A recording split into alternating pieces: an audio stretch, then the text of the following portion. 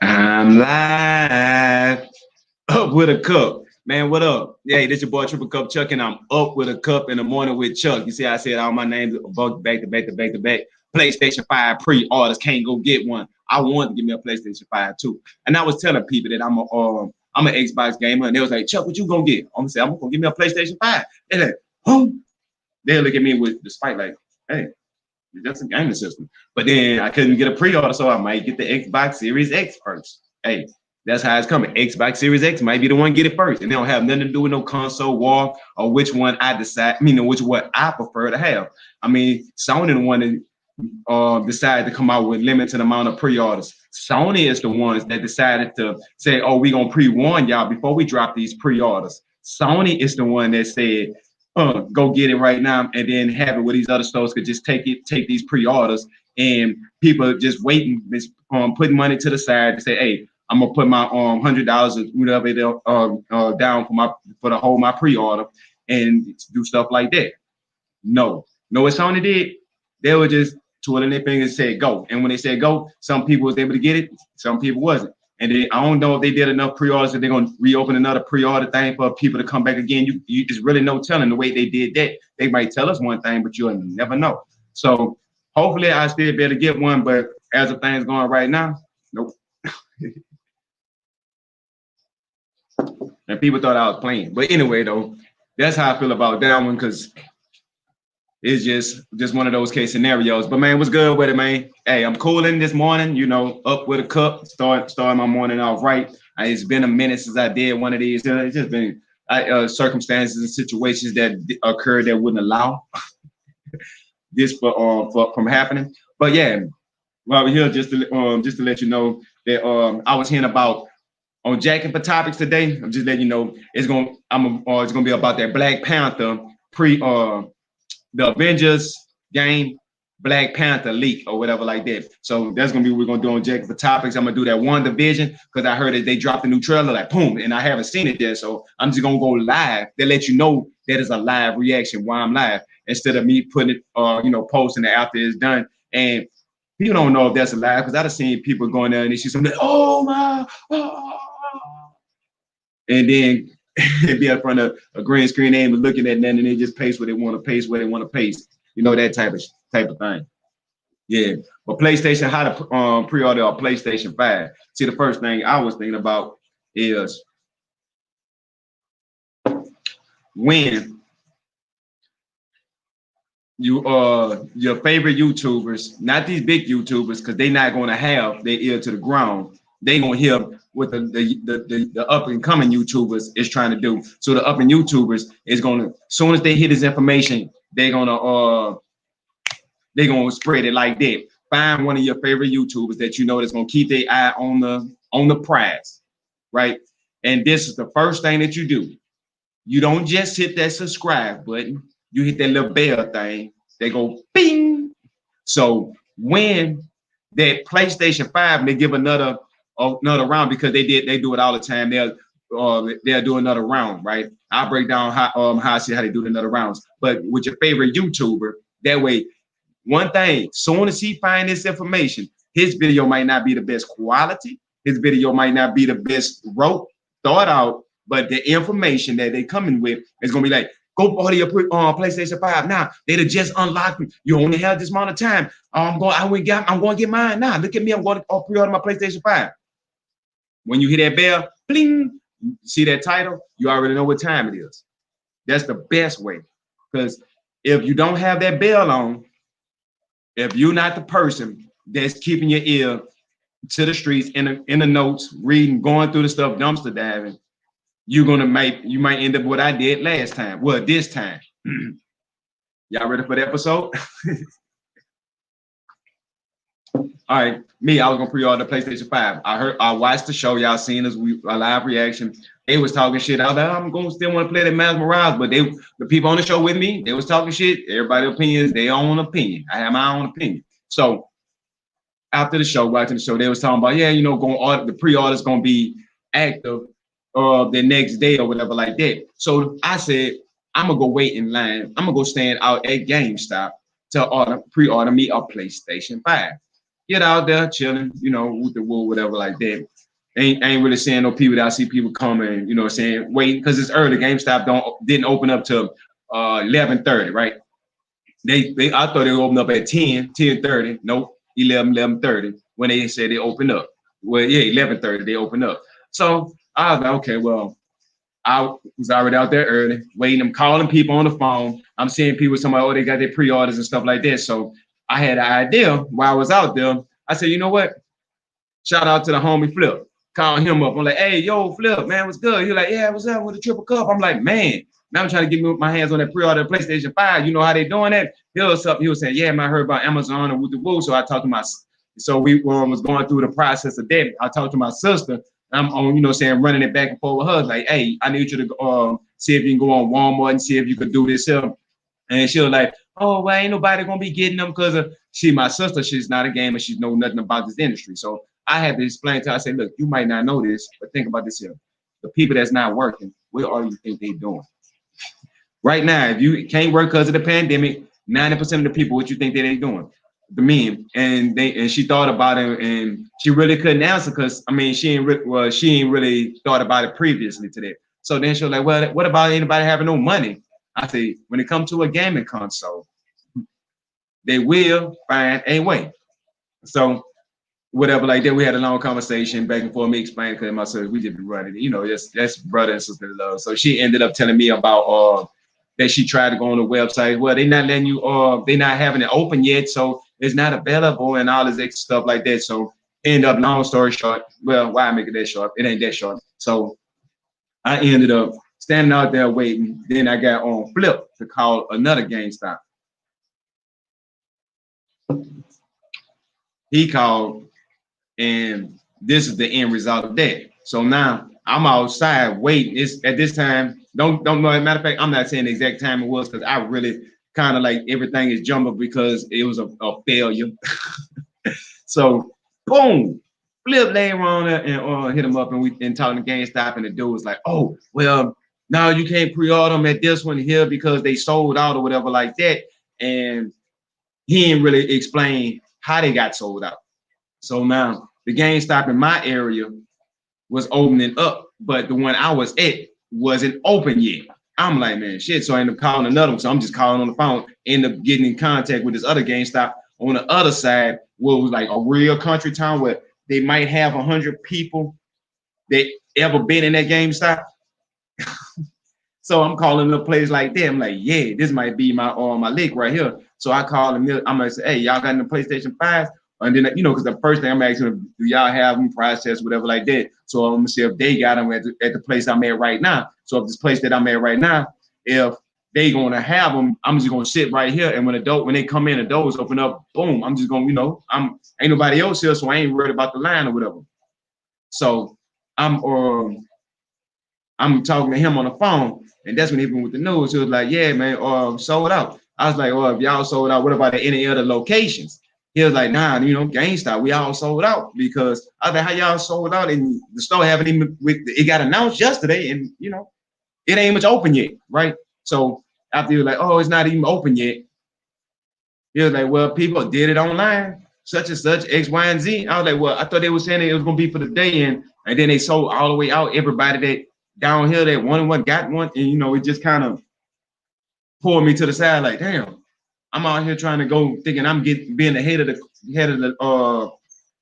everybody, and I'd have fell behind. But come to find out that it's because of what PlayStation did it, how they did it, and then how the companies did it, like Walmart and Target and stuff like that. It was a miscommunication, and by this miscommunication, they tried to justify it. Matter of fact, Rich from Review Tech tried to justify it at first. I heard him out.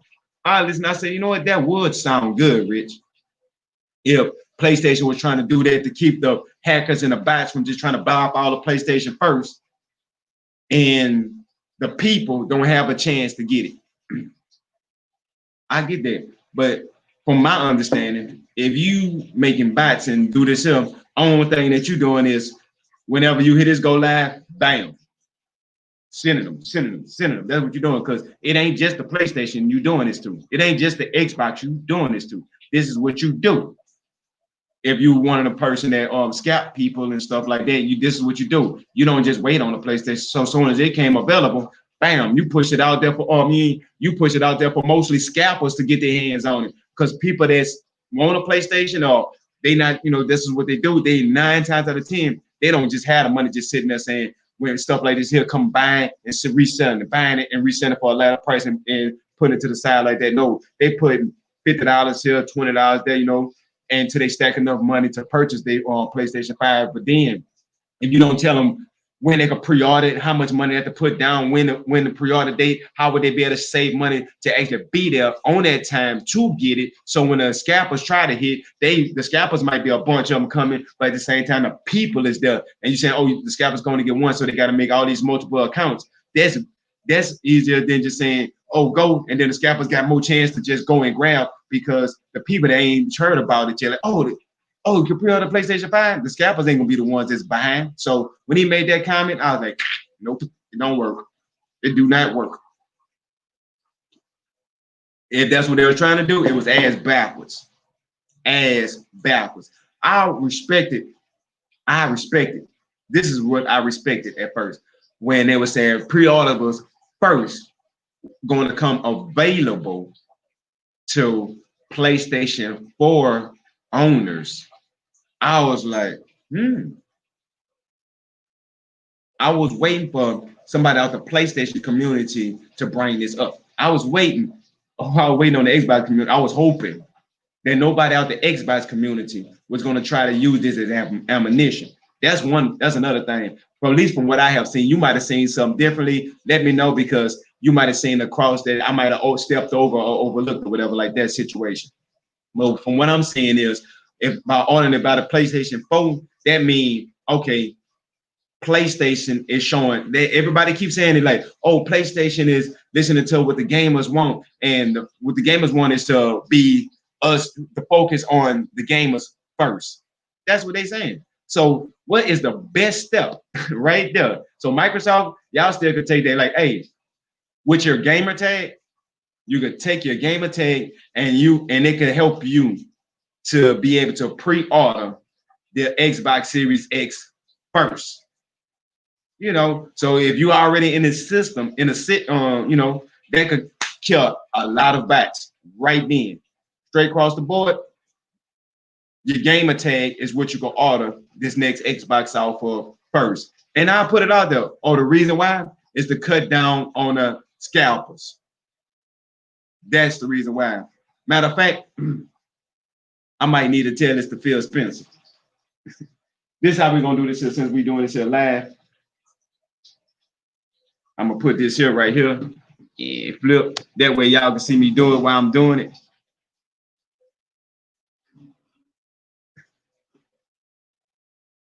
Oh, man, this ain't going to work like that. Let's see. Watch it. Y'all don't believe me. Watch this here. Let me see if this is.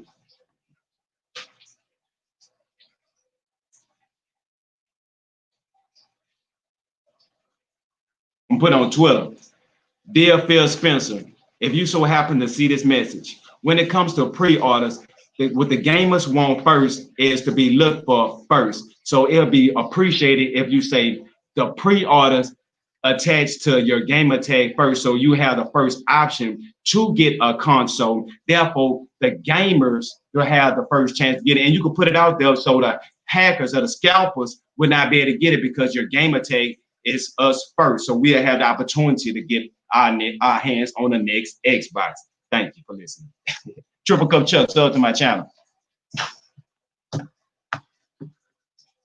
Man, didn't I tell you? So let me see how I did this here. Let's see what we got so far.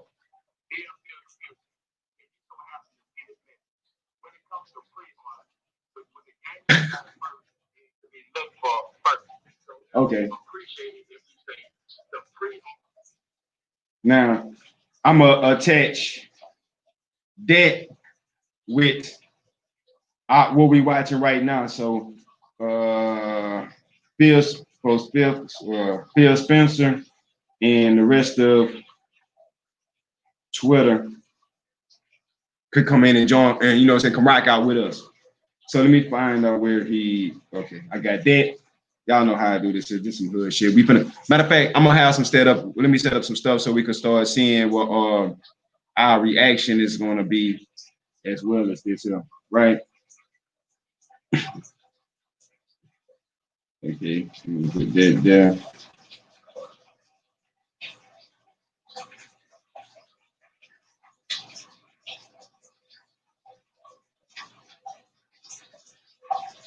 Dear Phil Spencer. Yeah, that's why I don't like to use this here. Let me see.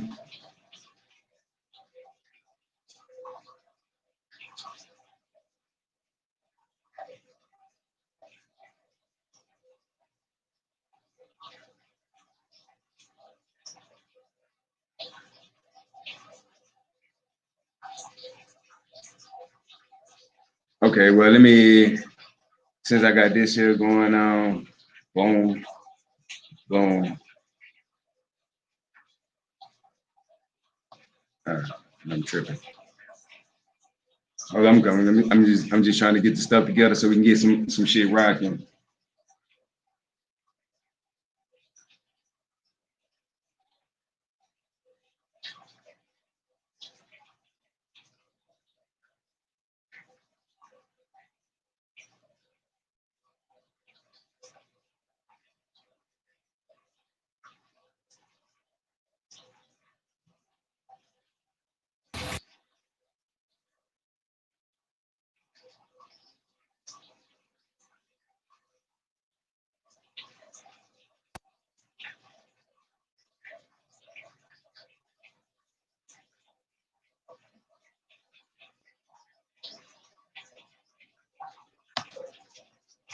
All right, here I come, here I come, here I come, here I come, here I come.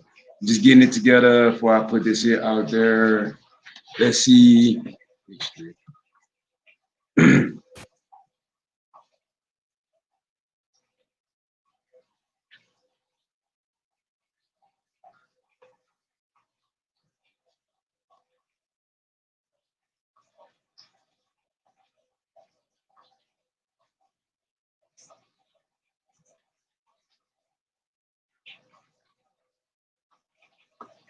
Okay.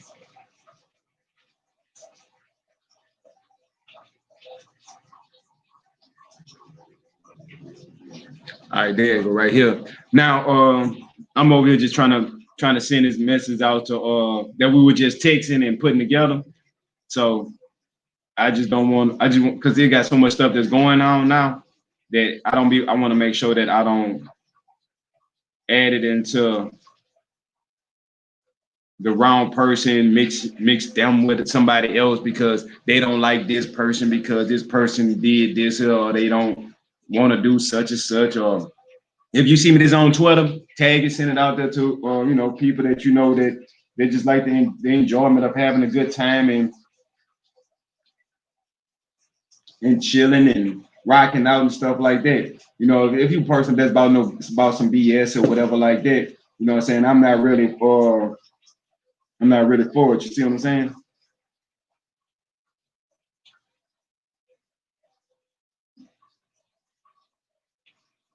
Okay, I know what I'm gonna do. This will help simplify this right fast.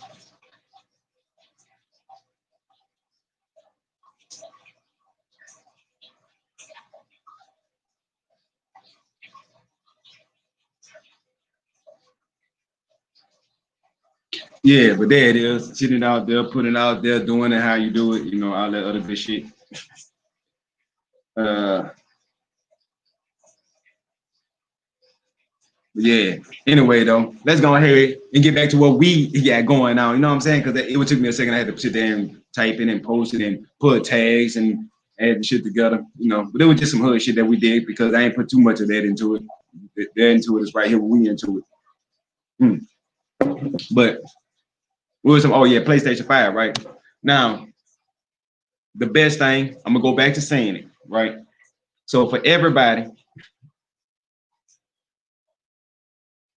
so if you didn't know about the PlayStation 5, right? This is the best way. And I'm gonna repeat it. And I don't care if IGN hear this here or Phil Spencer. Well, I do care if they hear because they need to hear this. as well. All right, when the Xbox see what the PlayStation did with its pre-orders and how the miscommunication. First things first, cater to your core audience. That's who's going to bring everybody else. Now, if the core audience, your core audience, get their hands on the next Series Xbox, that's going to be the ones that's going to have the casual saying, "I want this," because we have this. That's going to make them want this.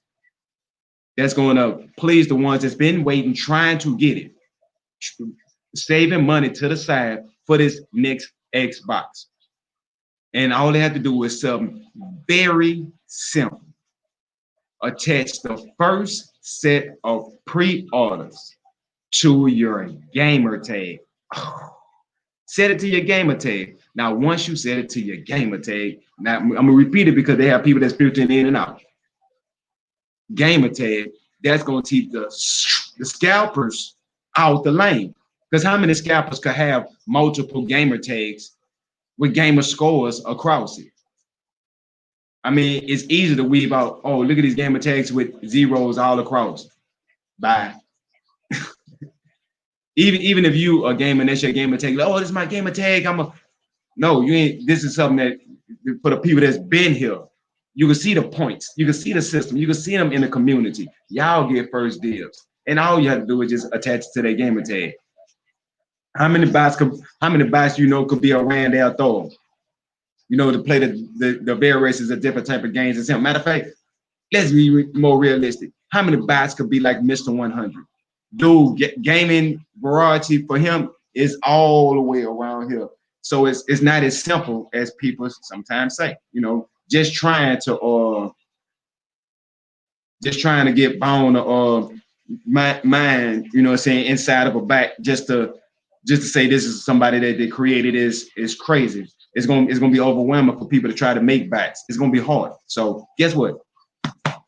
We'll be sitting at our house talking and bragging, like, yeah, I got my pre-order. I got my pre-order. So now all the core gamers gonna be bragging about their pre-orders instead of doing what they're doing right now with the PlayStation 5. Oh man, Sony, how they gonna do this here? Why they do this here? Some people, oh, they justify because they trying to stop the bots. Man, no, they not. The scalpers. No, they not. No, they not.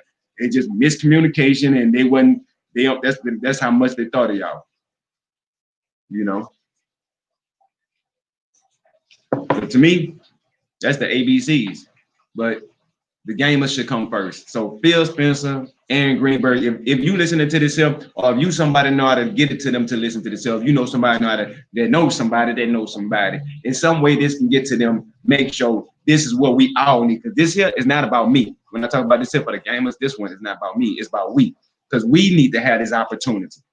I mean, think about this here. If you rock with me, you like all types of crazy stuff. I mean, you know, or y'all like see good vibes and just running about whatever's going on. Oh, excuse me.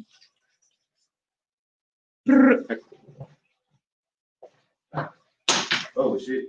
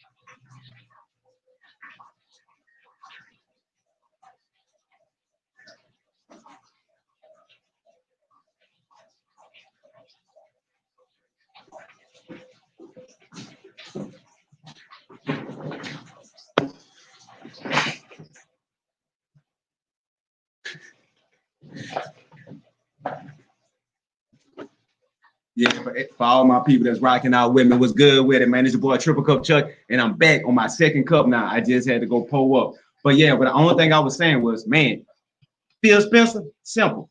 Give it to the gamers, that's the core gamers first. That's what we always say when it came to what to put in the next Xbox. If they would say, oh, you're supposed to cater to the hardcore gamers. When it came to these shows, they was more cater to the hardcore gamers. That's all you had to do. That's it. That's it. But anyway, though, let's go ahead and move to something else that they got going on, man.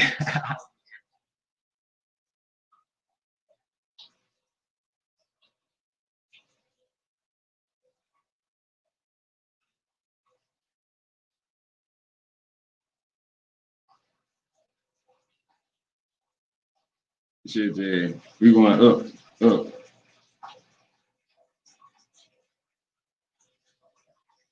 But with that, let's go ahead and move to something else now. It's time to go ahead and get this live reaction party started. And let's start it off with this WandaVision, right? All right, now I'm back with my second cup. I'm ready to go ahead and get some reaction started.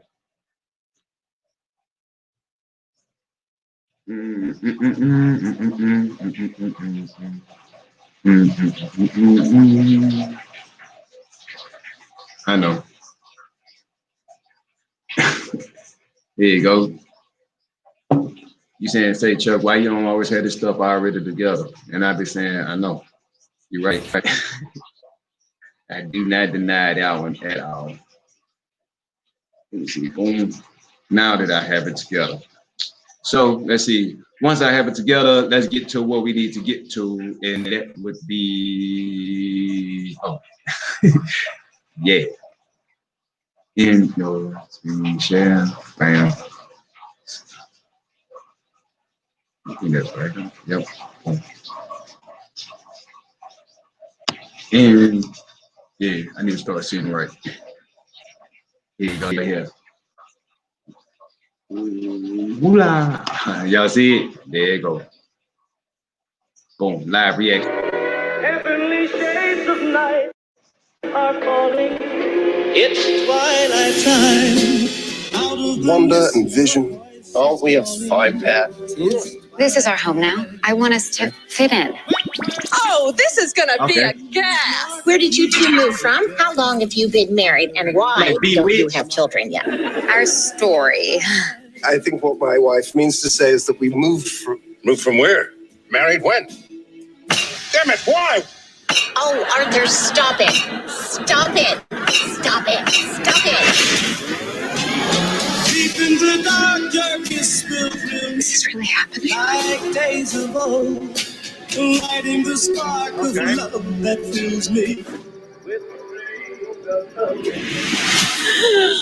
I did. No. Why would you think that? Because you are. Each day I pray for evening just to We are an unusual couple, you know. Oh, I don't think that was ever in question.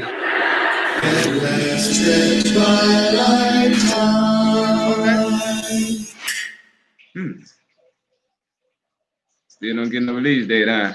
I don't hear you right now. They don't get no release date, huh, on that WandaVision. Okay, that's nice. That's nice. Okay, I gotta give it to them. They did their thing on there. They did their thing. All right, let's see what other people's thoughts is on WandaVision. Go and push our thoughts into the proximity. It's twilight time. Wanda and where she's able to change things and things just don't obey the normal laws of physics. Like later in the trailer, you see Monica Rambeau That's like she's coming in from another universe, like traveling the multiverse in a spacesuit. Then you see her covered in Scarlet Witch's red energy flying across the screen. Within the context of the series, she's an agent of S.W.O.R.D. That Nick Fury's space station is the S.W.O.R.D. space station from the comics, so they're going to be explaining what they've been doing since the end of Avengers Endgame. But the trailer begins with them in this seemingly 1950s TV environment. It's in black and white. They're driving in a 1950s car into the suburbs. It says "just married" on the back of their car, which is something out of... All right, I know he about to break down all the Easter eggs and the different things that's going on in WandaVision. And I just don't feel like there should be a topic that should be you know, he did too much effort for me to just say, hey, look, check my shit out over his. What, check out my reaction to his thoughts. But he got that's what's the name of his channel? Oh, Emergency Awesome. So you go check out Emergency Awesome. Good dude, got some good content, like real good content. I check him out from time to time, and they have a lot of stuff he talk about, like about the Marvel and DC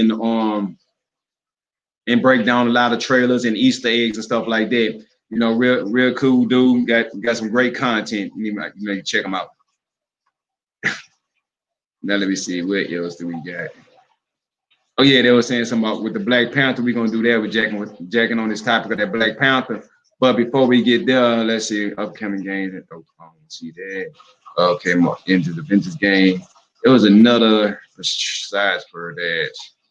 Oh yeah. All right. I want to flex some of my creativity, right? So this is the scenario. All right, this video right here is Boost Mobile's new shrink it plan, and we'll it's shrink to basically gonna be $35 a a video month about after somebody just else 6 talking about on-time how they make on. It's me showing. All right. We all know that the next gen consoles are fast in coming. We know what they look like. Let me get right to a point. Well, thanks for that comment. Today on Insight. All right. He talk about that. Now this is what I'm going to talk about is he going to design back in class just like that. Will be a perfect console. Will be the perfect console and how to make one, right? So I was checking out the video and I said I was gonna go live, but I just, you know, ended up catching myself still watching some more of it. And I'm gonna let him give his basis of what he think a gamer want out of the ultimate console, and I'm gonna give y'all some like, hey, let's see who y'all think they got a better level. And this is me just talking from off the sideline. Okay, so we need to think of something practical, something that you can keep in a good place and still have it look nice enough to where if you have people over, you know, they won't freak out at the sight of an obelisk in your living room. So I'm thinking maybe like a nice slim design, right? Perhaps some little shoes and a disc slot and a power button. We need something to spice it up because I feel like just having it. The only way I could see that with like the shoes he's talking about, if you put like something on the like it kind of curves, but they give you something like with an extension right there on the side. You don't want that poking out like that. See how you got it poking out? I can see if it was in and it's kind of flush more like the dots, and then it was small, not nothing big, but maybe like yay big. Well, it kind of sits off the ground where it don't just be flush flat on here, but at the same time it's not poking up, sitting up like that how he have the design. Even though it's just a rough picture, that and what else I do is you see where you got the disk drive at. Not just put like a little box right there, right? Instead of the disk drive being where it's at, you just take that and you put the disk drive right on top of it. So the box will be made more like elbow shape, less than just a straight square like that. That's how I would look at it. And then you could take that little extra space instead of putting 1 terabyte in them, you could put like a 2 to 3 terabyte or have it where you could take out. Well, I have it where it'd be like, all right, you see that little piece right here? On top of I'll put my mouse right here. Yeah, so you probably see what my mouse is right here. I have this coming to about right here, this out here, and then, you know what I'm saying, a straight line going across there in the box and right here. And that'll be more the shape. So this will be more flat where I have like different things right here where you can plug in multiple USB plugs, not just one, and different things. I have this where it be multiple. That way it could be just like a PC. So anything that you need to hook up, it'll have different stuff right here, well, or on the back, and have different types of Wi-Fi where you can hook up. It could be your PC, basically. This will be your PC, and you can have it running like that. And I have a little piece right there, and have the interchangeable ports where anytime a new system come out, instead of buying a new system, you have this core system, and this major component right here, you better push the button. This here pops up. You can take this whole little thing out, and then they'll get, or you can go buy the more expensive one, push it in here, and pop it back down. And you could just have version 1, 2, 3 or some shit like that. And then people could understand that, and they'll be like, oh, instead of having a new Xbox Series X, this shit could open up, boom, buy or push the 2 buttons or something like that. And when it comes open, or have it on this side, if you don't want to do it on the disk drive side, or have it on this side, and push 2 buttons, it'll pop up, boom. And then you can take that piece out and put another piece in, bam. And it snaps in. Snap, push out, snaps in. And once you do that, it upgrades your system instead of going to pay $500 more, because that's not what they want the gamers for. They want the gamers to keep the system and purchase games. And if you can find a cheaper way to get them to purchase the next generation systems, that means the money is in the software, not the hardware. So make the hardware easier to get to, easier to upgrade, faster, stuff like that. And the design, you don't have to worry about it, and that can last 20 years. But let's see what else he got to say about his design, this professional. Like this isn't enough. So we'll probably add some like little circles on the side. I mean, it's not a Disney console, but perhaps this could be like the fans maybe cooling it. Maybe they spin. That's just an idea. I mean, this is all an idea, right? I'm not. No. I don't have the money to go out and make my own console. No. What the hell is that? What the hell is that? Now, I could see if people would say instead of it being fan shapes on there like that, it'd be more, it's circles on the top, right? Instead of being flat like a square, that'd be more of a circle shaped at the top where the fans would be spinning. Matter of fact, or have it like the hero carrier, right? Where they could have had it like this here with the fans at the bottom of, they could have had it well, you know what I'm saying? I prefer liquid cooling, but anyway, let's go. So this is just an idea. Got the USB ports and an SD card slot. So we have a rough design, but let's move on to features. Because I mean, after all, you're not just going to be staring at your console, you're going to be interacting with it. So from the jump, the PS5 has been advertising their 3D audio. It's essentially going to make your ears tingle whenever Miles Morales has indigestion. It's really cool, but the only reason I'm interested in 3D audio is so I can find out what the hell it is. You also have the other claims, like a nice... Hold up. I've been here, like I'm on the same boat as him. He's saying about 3D audio, right? Now, is because see, Sony is from back when I remember, Sony was sound company. It was made for music and sounds and audio text and stuff like that. So that's what they real, you know what I'm saying? Like Microsoft is known for software, not computers or whatever like that, but same scenario. So I'm kind of curious about, is this gonna be some actual future technology of hearing things make you feel like you are placed inside of the environment?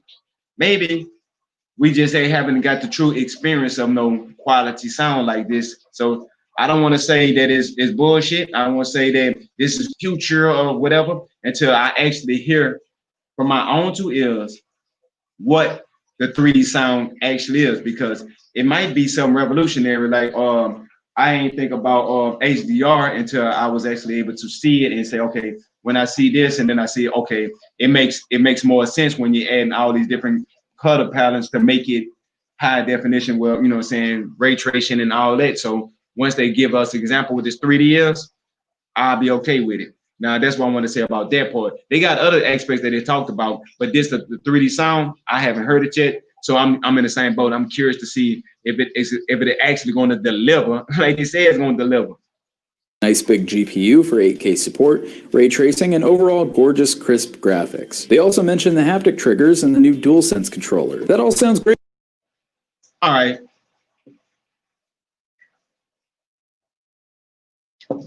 This I have a little experience with. The Xbox One controller does this. People don't talk about it, but the triggers have feedback. And it's noticeably different. When my battery, I'm playing the game and my controller go dead, but like before it go dead, the first thing that stops is the vibration, right? So when you're doing something, it feels flat, right? When you're playing and you don't have that vibration, that give it that, like you got a little force with it. And then there's a certain thing, is like, there's a groove to the triggers like this here, and it's not on and out, on and out. It's more of a gap. Like levels of high, fast, and high. It's like this fades in and out of how you do it and how the blend feels. So it's a little feedback of that. And Nintendo, they have it. When they were saying, oh, check out this Switch, it got ice cubes in my cup, ice cubes in my cup. And you can shake the cubes up in the cup and it feel like ice cubes are shaking around in your cup because of that. It's just next generation of that. So Microsoft, I don't want another Elite controller. I'm telling y'all, stop that. It's cool, but stop it. It's irrelevant. What y'all need to do is bring the two together and make a core controller first. The regular controller needs to have at the bottom slots where paddles can be added. That should be there. It shouldn't be, oh, you got to have the elite controller. The regular controller should stay the exact same size, but have an area where the paddles can go. You can add your own paddles on there, right? That's a feature that needs to be on there. Feature needs to be on there. That microphone that Sony heard me talk. Well, I don't know if they heard me talk about it, but I've been talking about it, saying, hey, they need to have a button on the controller that you can hold to speak in. It's not complex. I've been talking about that. Nobody don't want to hear. But anyway, though, let's get back to this.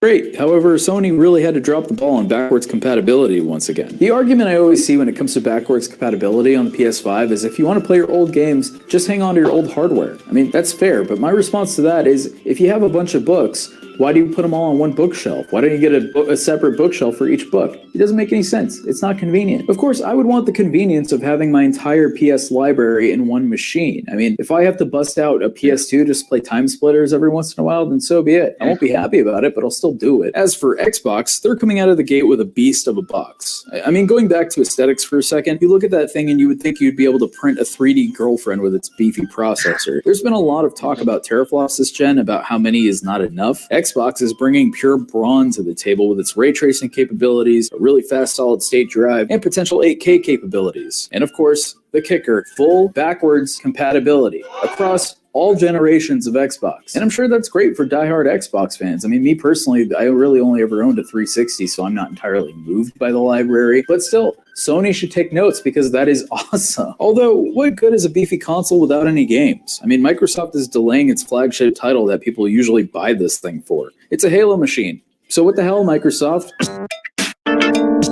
That's what it is. What if there was a membership that gave us the time to celebrate the things that connect all of us? I don't know. It might be considered a Halo machine. If that's what they want to look at it, that is directly made for Halo. So you call PlayStation the God of War machine? Have you guys heard of Opera GX browser? Probably.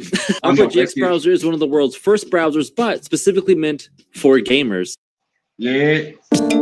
Okay, so as far as features go, obviously I want backwards compatibility, BC for short. It needs backwards compatibility. I would want a lot of flops, 24. Teraflops are important. No, they're not. Once you get to a certain number, I mean, the human eye 4K, just make sure they can make the 4K as crisp as they can be. And once you get to this level here, the focus should not be on that. The focus should be on being able to make other things. Okay, 4K, you don't need to go 8K. Don't need it. Don't need 24 flops. Don't need it. All right. When the whole double aspect of when you went from what it was 1400p, 720p, and when you went from 1080p to 4K, all the revolution steps, it always was like a double, and saying for your vision, half this way, so it doubles. But anyway, when you seen that, it made sense. But once you get to a certain point where it literally doesn't, to the human eye, it doesn't change. So let's say if something going so fast that it looked like a circle, right? Now it double up in speed, it still look like a circle, and it double up in speed again, but still look like a circle. It's going faster, but I don't think you can see is this circle. Let's see if it's a blue streak that's going in between it, it's going in a circle. I don't think you see it as that blue streak. And once it gets to a certain speed, you still gonna see that blue streak, even if it's going faster or not, because it's going fast as your eyes possibly could keep up with.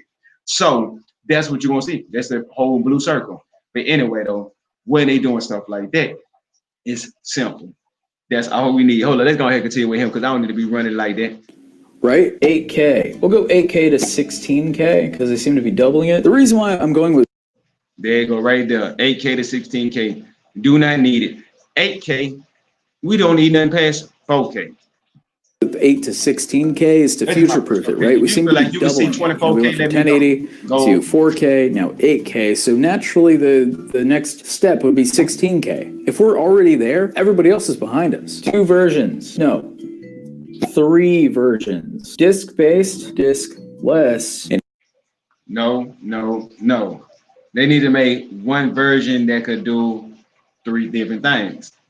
You could have like the Nintendo Switch, like I was saying, put the little top piece on there, have the piece pop in and out, and they could say like the disc version right here, and then you could take all of this stuff here, have it down, or you could have a connection piece where you could put some from off of him to carry your games with you, to take on the road. So I'm not a fan of all the different versions. Now maybe 2 versions if they want to stick to the same game plan as this and this list version of the updated slim version. Sometimes they just call it the cheaper version that come out later on. The same thing, but just a cheaper version. I can see all those things, but let's see what else you got to say with his 8K to 16K theory, and then 3 versions. I don't think he doing it just adding. Anybody? And hear me out, cartridges. It's an option, all right? I'm looking for convenience here. Just make it a little bit more fun. Make the purchasing fun, so that way you're not just getting a CD that'll disc rot in a decade. Okay, let's talk about longevity. I already kind of touched on that with the 16K, but let's dive a little bit more deep into that. Naturally, we want these consoles to last a long time and have a ton of support for years to come. Normally, this isn't an issue. However, oftentimes it will just re-release a whole ass new console just to fix issues from previous iterations of a current gen console, such as the PS3 having its disk drive die out, the Xbox One being a glorified VCR at launch, and the PS4 just completely dying. I'm sure plenty of people don't want to spend $500 just to have to do it again in less than a year. And I think Sony and Microsoft have for the most part learned from their mistakes, but there is always room for new ones to appear. For example, I can see the new features Sony is implementing never being used by developers years from now. 3D audio and haptic triggers are awesome, but how long until it becomes another motion-controlled DualShock or battery-draining light bars that do nothing but reflect off your TV and give you a migraine? Microsoft seems to be going for simplicity here. However, I would like to see their UI for their menu screen, because the original one for the Xbox One was like navigating a supermarket in a foreign country. Okay, so clearly I'm a fan of minimalism and a little bit of flavor. Hold on. I can't let him just throw that shot like that. Look, that might have been true, but at the time period, we was able to do this.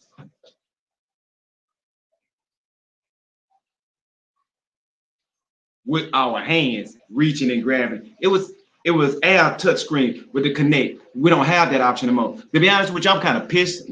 Let me tell you my reason why I'm pissed. Because of people like him, right? Oh, 4K, 8K, 16, 32. Right, bro. That's it. That's you call yourself the inside gaming IGN. Y'all feel like y'all this person that knows what the gamers want, and y'all are so sophisticated to be able to talk like this is what I don't know. I'm not a person that sit there and down talk people, but at the same time, this is poor judgment. All right, first of all, that's not innovative. That's just saying, hey, 1 + 1 = 2. That's all they're doing. Simple, man. We don't need do y'all need to be hearing something like that? What basically next generation should be doing is looking for what's next generation. Next generation is what's more convenient, gonna be more innovative for next generation. People talking about stuff like that. What I want is that I want my controller and be able to purchase a separate box, $15, $20 that could sit on the side, that could look corner, maybe whatever like that, and they have a projector screen on there with a hologram of Katana pop up there, and she talks to me like, hello, Chuck. And I'm playing the game right there, and I can say, take Katana, and she boom, or pop up. Or matter of fact, on the controller, a little hologram screen instead of that. You can opt in or opt out, or have something that can pop, whatever like that can help you navigate through stuff while you're talking to something like that. It's bring next generation. Next generation, when we had picture-in-picture, being able to play the game and watch TV at the same time. That's way more important than 8K. Way more. I mean, I can sit there right now, sports going on. I could be watching the basketball or football game and still be playing Madden with my homeboys inside of a party, talking noise while he watching his game, I'm watching my game. We doing everything like that. That's futuristic. That's next generation. You talking about from 2K to 4K, man? Shut up. That sounds so primitive. That sounds so, man. Who want? Come on, let's talk about some next generation. If you want to do that, I could do that. What you talking about is adding 1 + 1 = 2, but I could digress. Let's continue with his and see who breaks the better points of what next generation need to be looking like in half the brain. And he is supposed to be the one that's up there. Look at their subscriber list. Have all. Okay, when you combine those two, I feel like you could really come up with something great. Aesthetically, I really like the look of the Nintendo Switch. So I feel like if you kind of have a similar UI, imagine like this is the TV, right? Kind of like Netflix, right? So they're all just like in a box. I'd say a maximum of 6. And then you can have your XMB or whatever little navigation tool. That looks like, matter of fact, exactly. See the paper person is. See what he's talking about right there. Tomorrow having select little boxes. That No. If they want to keep it simple, that's cool. I get it. Microsoft give you a home screen. I like that. They give you your core options of what you have already done. And then after that, they give you your pins. That's what they should do. And then after that, you see your stores and different things like that. I get that. Move to the side, move over, however, up and down. It's just variations of how they want to do things. It'll never stay the same. I see something like that. It's boring.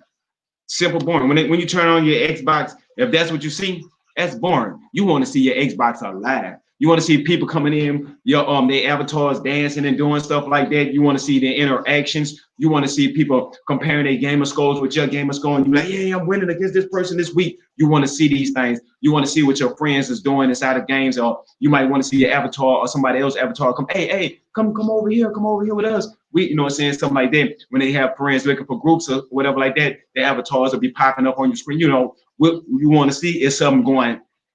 You want to see a live community reacting inside of when you turn your Xbox on or your PlayStation on. Nintendo was kind of doing it when they had that little, I think it was the Wii, where they had the world and they had people and their avatars used to go around the world. I mean, you got to think about it. A simulation should be a simulation with another simulation. On the Xbox, your home screen, when you get into that, when you're creating your avatar, they need to make that whole experience is like you in the world as soon as you come in with your avatar. They could have like little games that should be core built into there. So it could be casual friendly, where you create your avatar, you go inside the world, you could be watching Netflix or doing some other stuff while you're doing this stuff, but they have it well.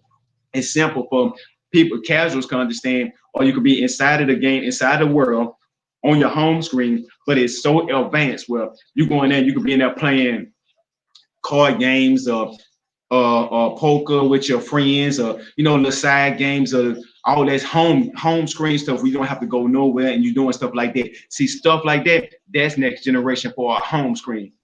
What you got?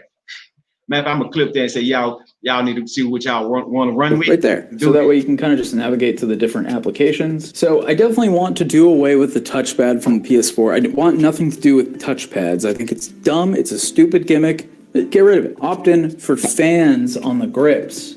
So little fans. The airflow will cool off your sweaty palms. So when you go to shake hands, if you have a job interview later that day, you go shake hands. Nothing. No sweat. They won't even know you've been playing Five Nights at Freddy's for 8 hours. So I'm thinking kind of like the Dreamcast with that little screen that would pop up and show like if you're playing Resident Evil, show like your health status, things like that. Think about it. You could have like a little guy right there doing something, maybe helping you out. Maybe if there's like some sort of partner AI. I don't know. There's so many features there that could totally be explored. All right, so we are discussing longevity. So I do want to see support for at least.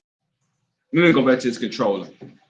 The TV monitor screen part that he's talking about, that's been everybody thought about that. So that's not nothing that I can say creative and innovative. The little grip parts with the hands, they can make special controllers for the special people that would like to purchase the special type of controller, whatever like that. But with those types of fan grips, because the only thing that I can really see that get expensive, or the fan grips, something get dirty or something. I just can't see that actually working. Be actually. It sounds good if you just write it on a piece of paper or you draw a picture and say, oh, this is what this could do. But in practical reality, I just don't see that working because of dirt gonna get inside of that more or less than anything. Even though it's fans trying to blow stuff out, I just or it just burns too much energy or something. I just don't see that being practical. The TV part, yes and no, because of the money issue of how much it's gonna be cost, right?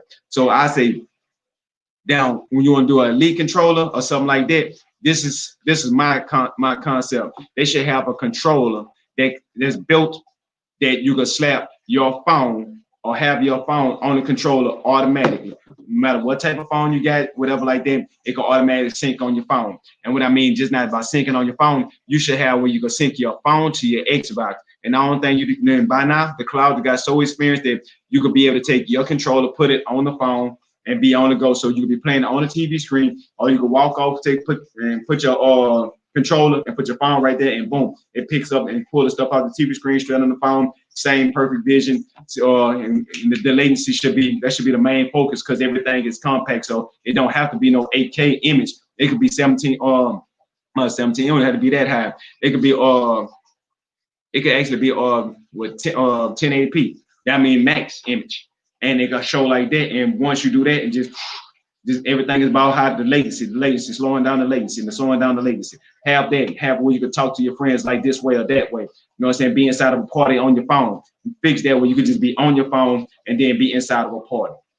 You know, being able to text on your phone and do things like that. You know how you have be on your phone on a party, but just having more, you know what I'm saying, friendly like that. If a party, or you can have with your phone, you can get inside of a game while you're inside the game. This is like when they have what they call it. Well, you inside the proximity chat. You could use your phone to do proximity chat while you're inside of a game. They need to implement more of that type of thing. And then when you're inside of man, we can go on forever with that. But let's continue with IG and see what they continue saying. Remember, this is just 8 to 10 years. What if instead of just releasing a new console, what if we just went the PC route and just replaced, parts in it? Like if you want a new processor, bam, you go buy a new processor. That's the packaging. That's the process. I don't know what a processor looks like. Now that I think about it, I think I just want a PC. I think that's really what I'm going for here. I want a PC without the PC, if that makes sense. Lifetime warranty. The reason why lifetime warranty is important is because when I first got the PS4 on launch, the Destiny White console, it broke within a month. And I mean, luckily GameStop had their own warranty where I could return it, but some consoles to give you like a year, 3 years, I don't know. Lifetime. If that thing breaks, if it busts, I'm about to bust. Go get a new one for free. Free. Okay, that's pandering. Free lifetime warranty. That sounds good, but I don't think it should be free. 5 years, cool. 3 years, maybe. 5 years, that'd be a strong, I could give somebody 5 years and if my console break after 5 years and I can't complain about it.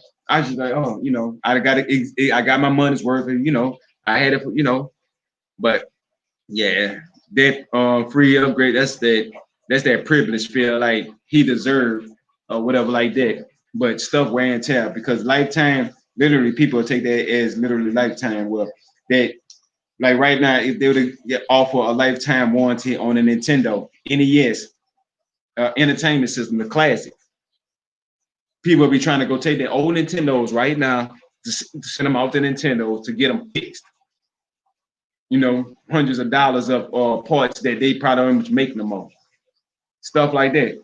People going people push it to the maximum. But let's see what else we got. Let's go into some more Jacob topics. I want to see about because that's enough of that PlayStation. And then we seen the WandaVision already. Yeah. She Wanda.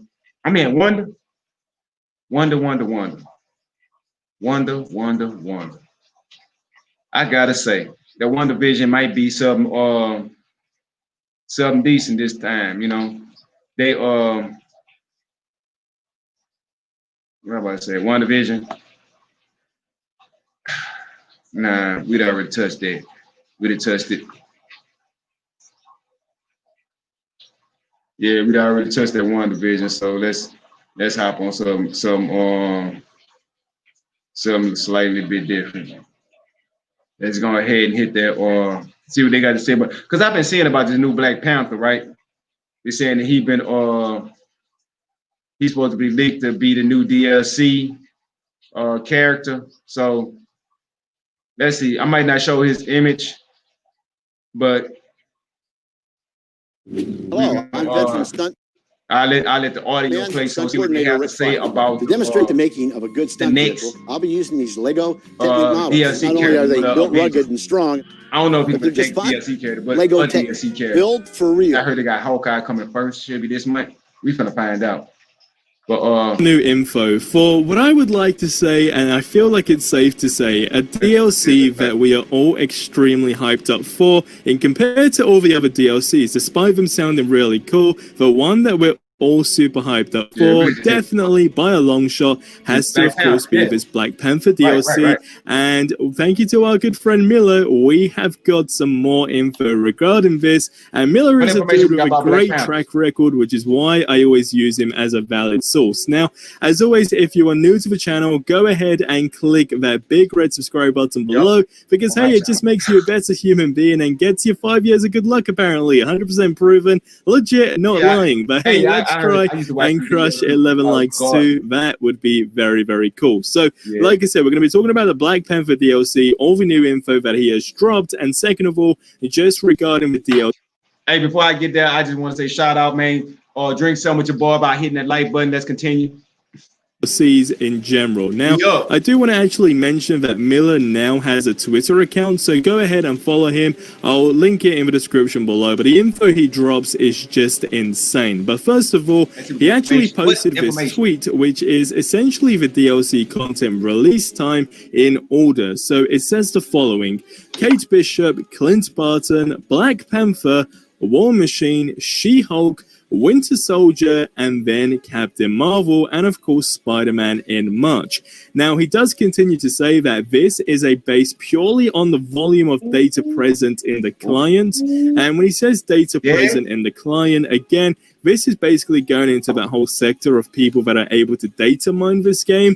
And I mean, there's been a ton of people, as you know, there's been a ton of different types of information and sources and what be it, right, go all around the internet. But I always say that I use Miller as a solid source just because of his track record and the things that he said in the past that just make complete sense and actually line up as well.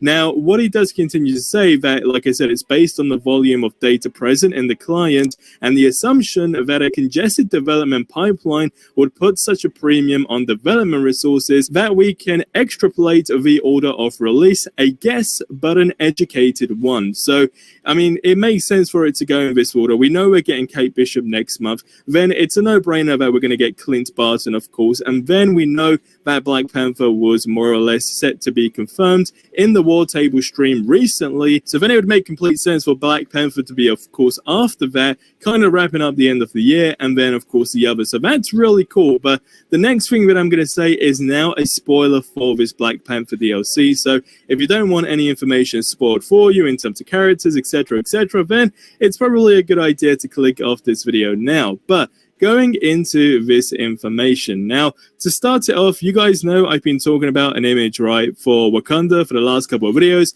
and it was actually dug up by Miller way back in the beta days, I think around that time anyway, but he actually posted it again, all right, and this time he says that this is the graphic that appears on the war table to represent Wakanda, and there are two distinct areas. You got borderland and jungle, and the raid will actually lead you inside the mining facility for a fight against Claw. Now, I really, really wish I could show this image, but just imagine it. Just imagine Wakanda, right? And in the back, there is basically a vibranium mining facility. And this just alone sounds really, really cool. But if you guys watch the Avengers show, I know majority of you do, but if you don't, we actually mention an idea of someone actually saying when it comes down to Black Panther being added into the game and Wakanda and so forth, it'd actually be really cool to, you know, essentially farm a vibranium type of gear, if that makes sense. So that would be very, very cool. And now it seems like this is going to become a reality to an extent. And I am really, really hyped up. But it gets even better, right? Because he actually goes on to mention Black Panther's design. However, he said something cool regarding this, which I couldn't agree more with. And it says the following: for the record, I'm not going to leak Black Panther's design, but it's very unique, and I don't think, brackets, especially given the circumstances, that it's fair for me to steal Crystal Dynamics' chance to shape the narrative around it, but there's a story there, and they should be able to tell it, in my opinion, and I'm sorry. But just going on, of course, the key thing that he said, that Black Panther's design is very unique. It's safe to say this is going to be something really, really big. And I honestly have nothing but the most utmost respect for it, for Miller, in a situation like this. Because let's be honest, you would technically get the people out there, whether they be data miners or just people with that type of information, that actually wouldn't care and go ahead and just leak it. And I think that would just be such a terrible thing to do. And I really, really think it'd suck a ton, right? So the fact that Miller actually has seen this in the data and he's seen the design and actually has all this information to not reveal it, I think is honestly a solid move. I really, really think it is. So bravo to you, Miller. But that is information that definitely has just sparked up, right, the hype and excitement, whatever you want to call it, for the future DLC in this game. And of course, with the recent patch now being out of the way, I'd like to think that they are going to be focusing on the new content that's being added into the game.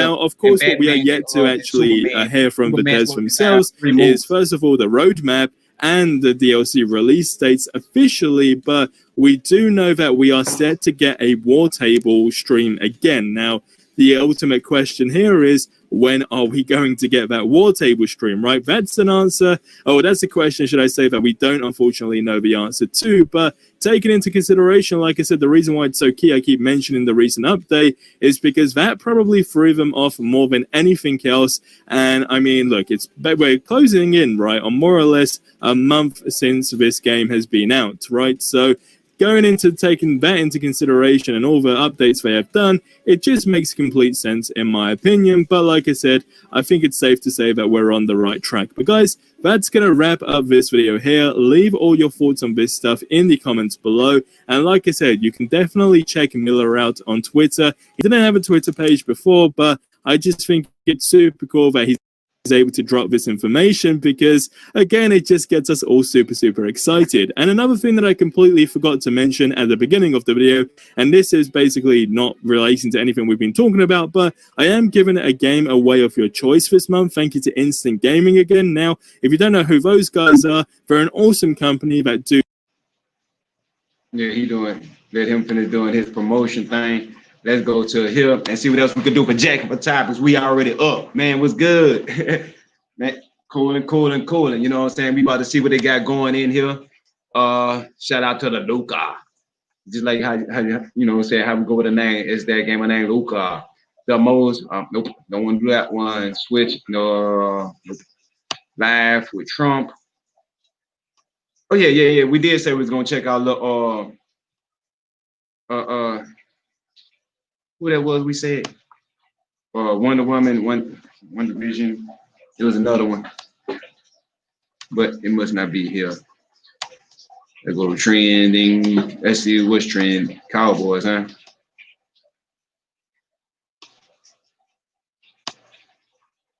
I gotta give a shout out to my little cousin, man. He gonna start doing some stuff, but he like talking about sports. I'm gonna see if I can get some people in there that wanna run about some sports. But you know, it take a little no, thought that was somebody. Nothing trending to my type of topics. Yeah, they go to the subscribers. I show my subscribers too. Subscribe to my subscribers. Don't just subscribe to me, subscribe to my subscribers. Oh man, hey, I tell this out. I was watching Lovecraft. That's a good ass show. Don't get me wrong. You don't know what to expect when you're watching Lovecraft. Like literally, you do not know what to expect.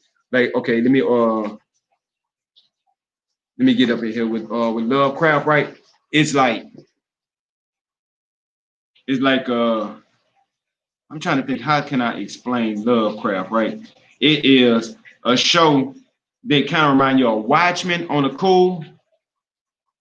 It kind of remind you, you don't know if it's a horror movie. It kind of remind you of Supernatural with the Winchesters. You don't know if it's like a movie about hunters trying to hunt down demons. You don't know if it's a slave movie where they trying to fight prejudice or people that's prejudiced, and you don't know if it's about people that got magic. I mean, it's like you don't know what to expect. Like, is this person a vampire? Is this person a werewolf? Is this person here prejudice? They black? They white? You know what's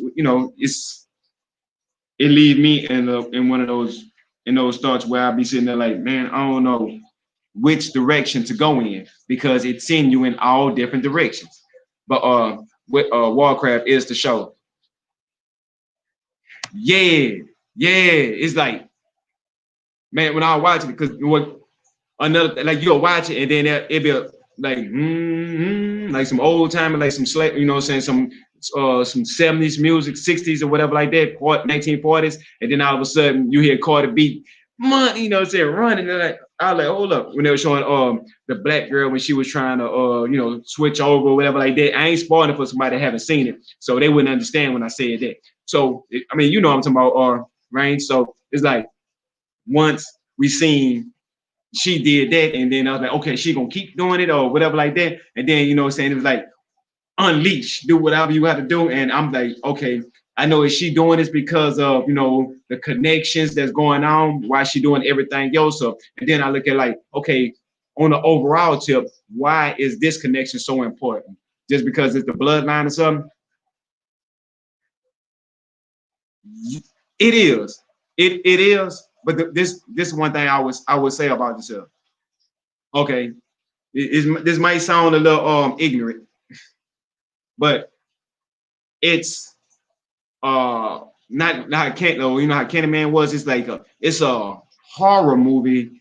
It's like Tales from the Hood, and it was starring like with black people from a black perspective, and almost some parts of it get a little cringy. Well, the special effects might not been on point, but the overall you're like, okay, well, so I let it slide or certain things like that. But it's not, when you see this film, it's like, okay, to me personally, Tyler Perry, he brought us back 100 years when it came to movie making, like as in creativity, right?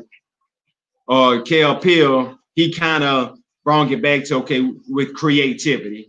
And now this is like next level creativity when it comes to black roles and black movies, when it comes just creativity. It don't be that cookie cutter movies. Everything is a cookie cutter. I mean, this kind of like take all of the, get out of here. Took everything that was cookie cutter. That's what I like about Lovecraft, to be honest with you. You might sound a little ignorant, but I just love the fact they took all this cookie cutter black movie stuff and threw it. But it's a good show though. It's real good though. I will say that, Lovecraft. But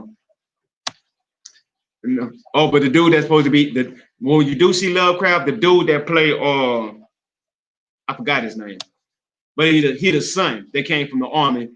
He gonna become Kane the Conqueror on Marvel and on Marvel's in the future for Marvel.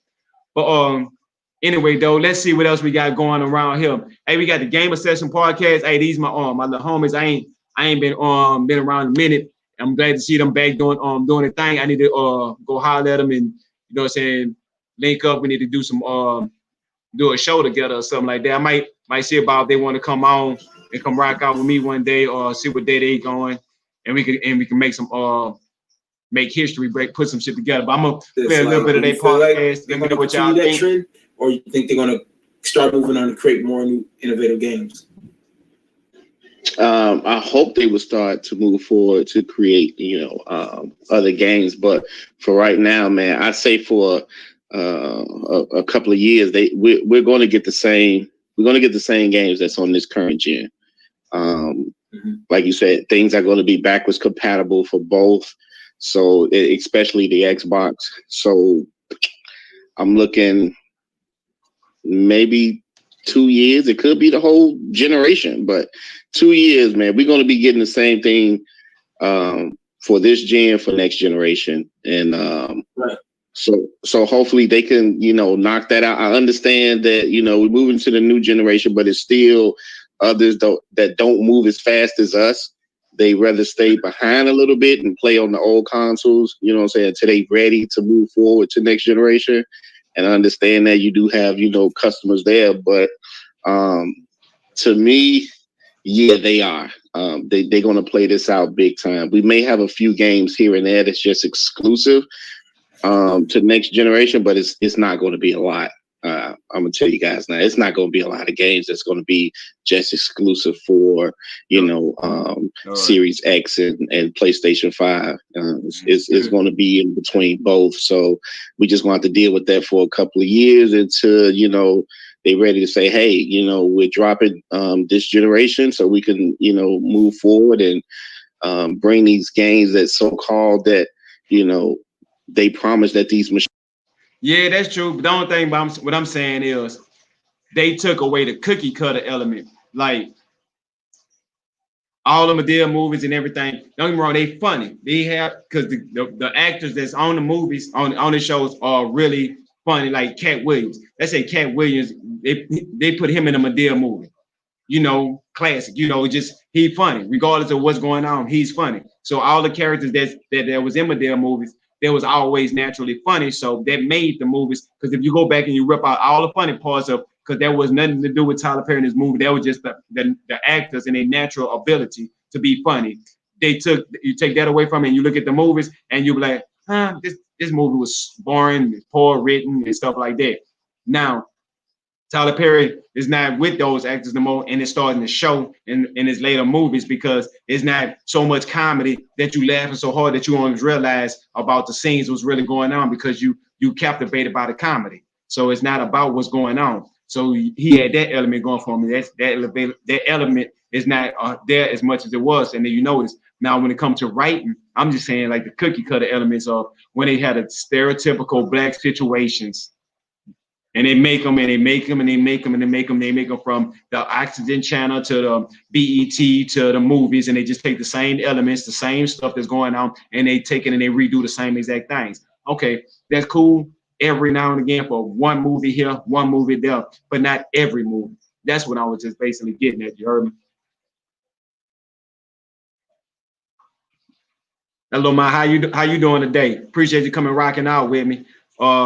We just dropping some facts about that. This is why I call it Jack for Topics. I go around checking out other people's channels and giving them shout outs and saying go check them out. Right here is the Gamer Session podcast with Kano and Mr. Sinister.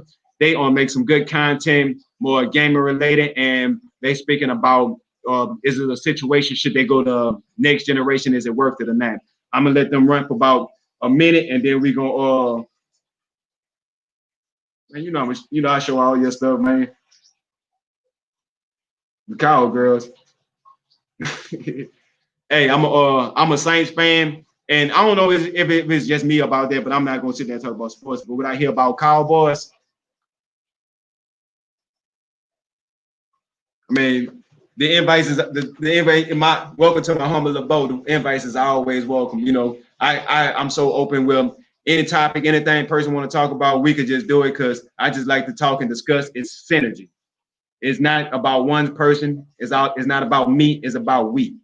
What we all like to do. But let me just get them a minute just to do their thing. And I'm gonna tag the video down there below. So if y'all want to check it out, y'all be able to just go to their channel. So I'm gonna do that to everybody that's doing it, especially our people. I mean, to be honest with you, especially. But I want to make sure I do this because that's a part of what I like about with YouTube. It's all about the community and being able to get on by putting other people on. That's my method. If y'all don't want to know it, my method is I like to put other people on, and that's what I like to enjoy, just to see other people happy and pushing off good vibes.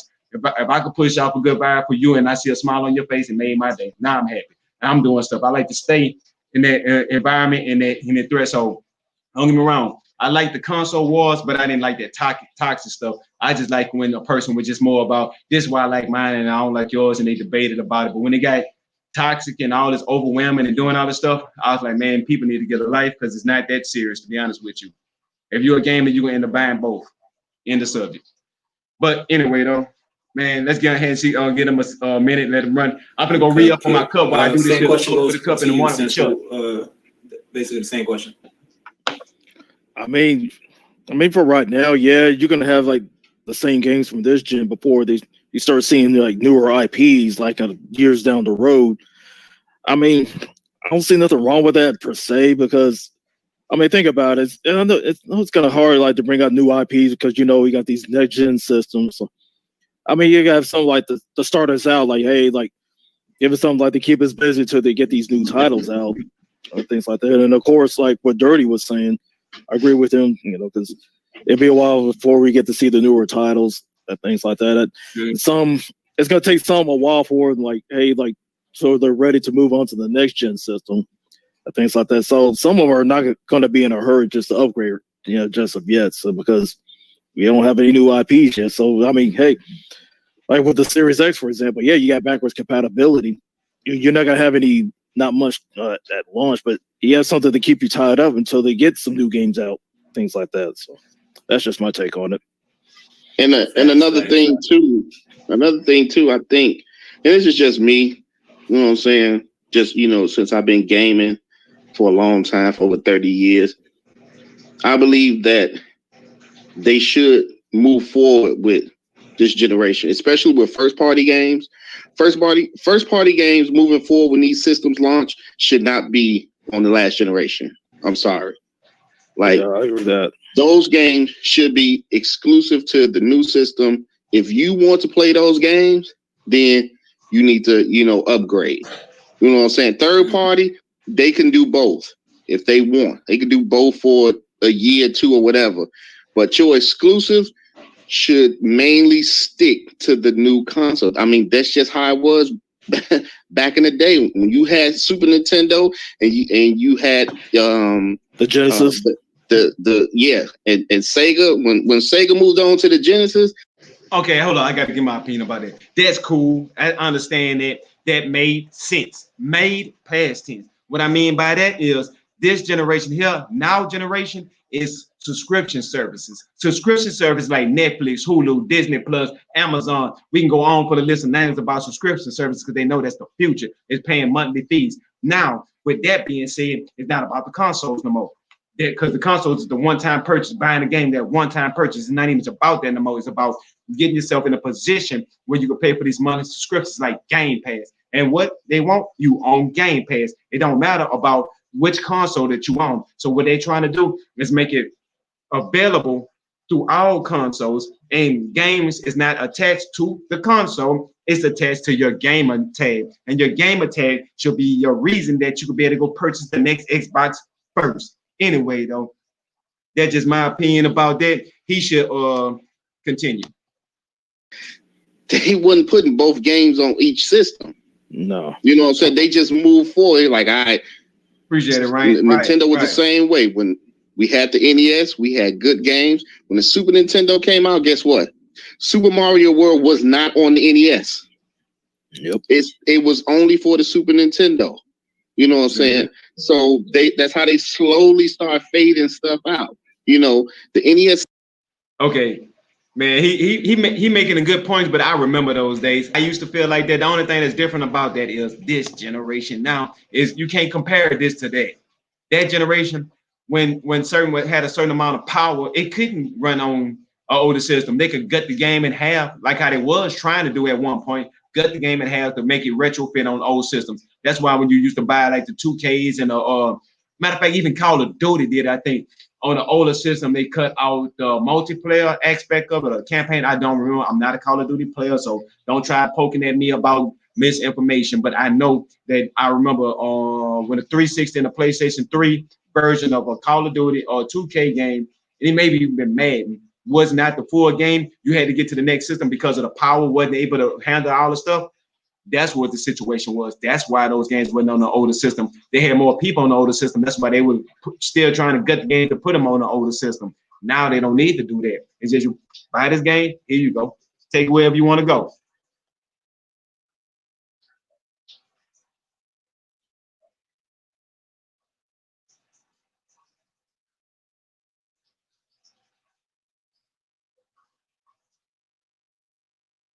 Yeah, you're right. People do just want, they want that with that roller coaster on rails. They want that movie that's cookie cutter on rails.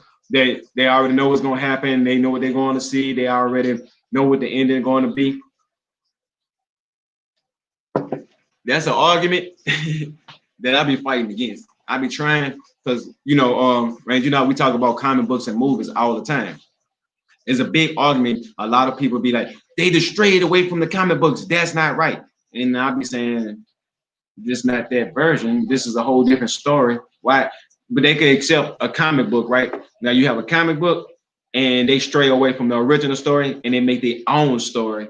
And when they make their own story, you don't hear that backlash. Like if a movie come out and they want to take their own route, their own story, their own canon, their own universe. So now when you take away the comic book expert, they get mad because they don't know what to expect.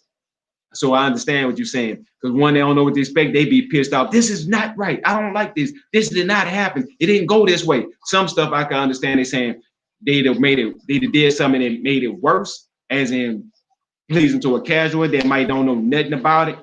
And they say, oh, the movie could have been better. I can understand that aspect, but I'm talking about just the core aspect because I'm saying they didn't go by what they did in the comic books. Like, oh, the comic books wasn't this way. The comic books was this way here. I didn't like that. I don't care for that at all because it's just simple. I want to see a new experience. I want to see a different perspective. I know the comic might have been wrote at this era. This is a whole different generation. And I want to, like how you said, I want to think. I don't want to go into a movie or a TV show and I've been to watch 5 minutes, and I say, okay, this gonna happen, this gonna happen, this person here gonna be such and such, such and such, such and such, and then I'm watching the movie and it just playing out as I already thought. I mean, to me, I don't care for those types of movies because I already know what's going on, what to expect. Nothing, you know, saying nothing groundbreaking. Even some movies and with spoilers. My cousin he had did it, so he was like, oh yeah, you know, I'm not gonna spoil you. I'm like, man, don't tell me nothing, zero, because one word could direct me, and then all of a sudden he's like, yeah, man, I ain't gonna tell you nothing, but this, you know what I'm saying, this person is not what you expected, you know what I'm saying, right there, you know what I'm saying, I ain't gonna tell you nothing. When he said that, when I got to watching, the matter of fact, goes Watchmen. So once he did that, I looked and I was watching, I seen oh boy, I said, that's Dr. Manhattan. And that happened, I was like, it was like, cuz when he had told me that, it just like it hit me, right? At the time, it didn't seem like a spoiler. You're like, oh, that's spoiler, not spoiler. I'm like, yeah, man, you just spoiled. I'm telling you, spoiled it. So when I got to watching, as soon as I got to watching, I know it's a boy, and I seen the way they angled him into that. When you see him, you know he's them, but at the same time, they kind of retrofit him into to blend into the background, but staying out just enough to let you know that he's a talking role character. When I noticed that, I said, oh, that's what they want to put. That's who Dr. Manhattan is. And show his thing, that's what it was. And people don't say about spoilers, but I understand what people say about spoilers and knowing stuff, because I have that as a gift and a curse, I guess, how some people would like to classify it as. But for me personally, it's just one of them things where, you know what I'm saying, I like to write movies and stuff like that as well. So I be seeing people that dissect the movies in that aspect of which direction I would go into, which direction would make more sense in this type of environment or situation that's going on. How could this character interact with this character, and how many this other third bridge character to connect these two characters? You know, those type of situations. I you know, say for me, that's just creativity. I like to do that. I sit around and write scripts and write movies and put together. Like if you would say earlier, you seen how I was running with IG was Inside Gaming was talking about how they will come up with a new console and the things they come up with, and how I say, hey, this is their thought pattern, this is my thought pattern. Not saying one better than the other one. Yes, I am. But y'all get what I'm saying and how I'm rocking. Like, man, you know, sometimes you just gotta really just push it like that. But anyway, while I'm running like that, I'm not gonna keep running Kano's and Sinister's Gamer Session podcast. But if y'all would like to know, go check them out. I put a link down below for all y'all to, you know what I'm saying, subscribe to my people. Just say, man, triple couple up, you know what I'm saying, let them know that, you know what I'm saying, we all rocking. This not about me, this about we. You know what I'm saying? I want there to be all nation ride around here. You know what I'm saying? That about one person, it's about everybody. You know what I'm saying? We all put it in.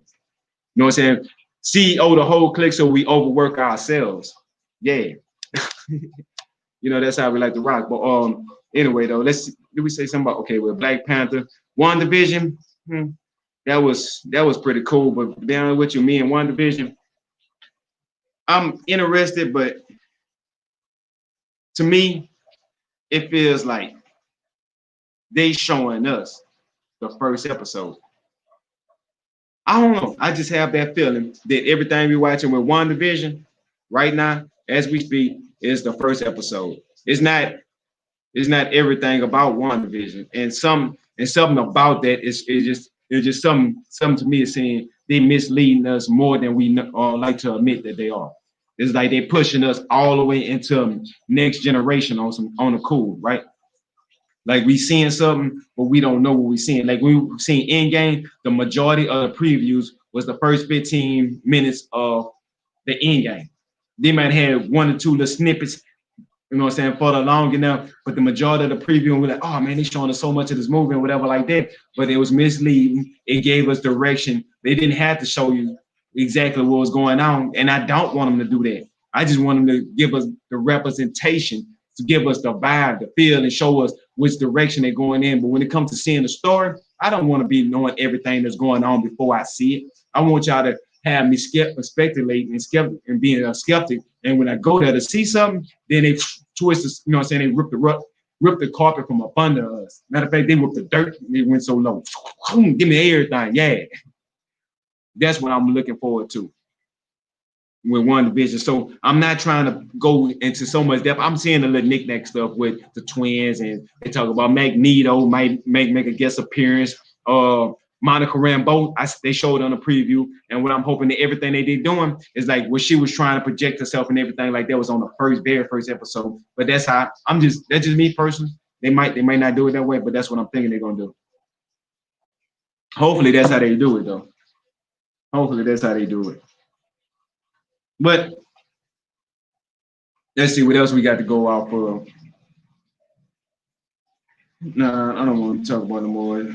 But Wanda, okay, with the PlayStation 5, we ran with that. Yeah. I mean, anybody that has seen that PlayStation? Oh, the boys. Man, the TV show them. Oh, girl. Matter of fact, we're gonna say that for the Heroic Vibration podcast because that's more of a Heroic Vibration podcast topic. So I'm gonna make sure everybody's seen the boys, and we're gonna talk about Flashpoint.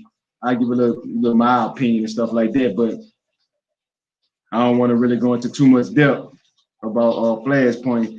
Okay, he got enough. I'm trying to find some people that's up. I'm on the side of upcomers and stuff like that.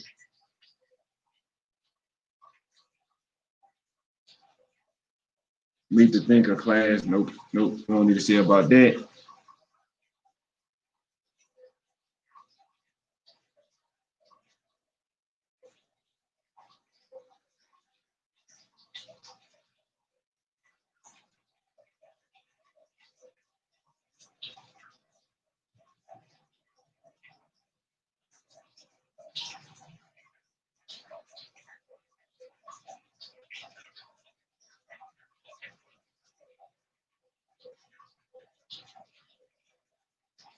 Let me see if we can find something.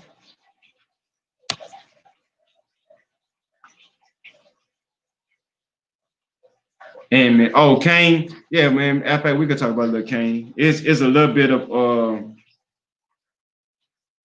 it's a little bit of Heroic Vibration podcast topic, but we could talk about it as well.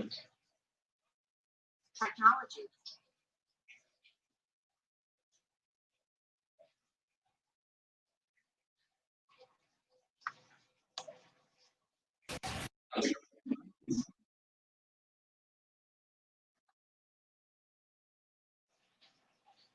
Okay, we're gonna talk about Kane and the Fantastic Four. Oh, Young Avengers. Now, should I let him go off with that? But I would say this with Kane. Matter of fact, let me see if y'all can see this picture right here. See this picture right here. I don't know, it might be small on y'all end. Should I look? Let me see right quick. I'm gonna look and see how it looks. I'm hoping it don't look as bad as I think it looks. That's what I want to look at. Right here.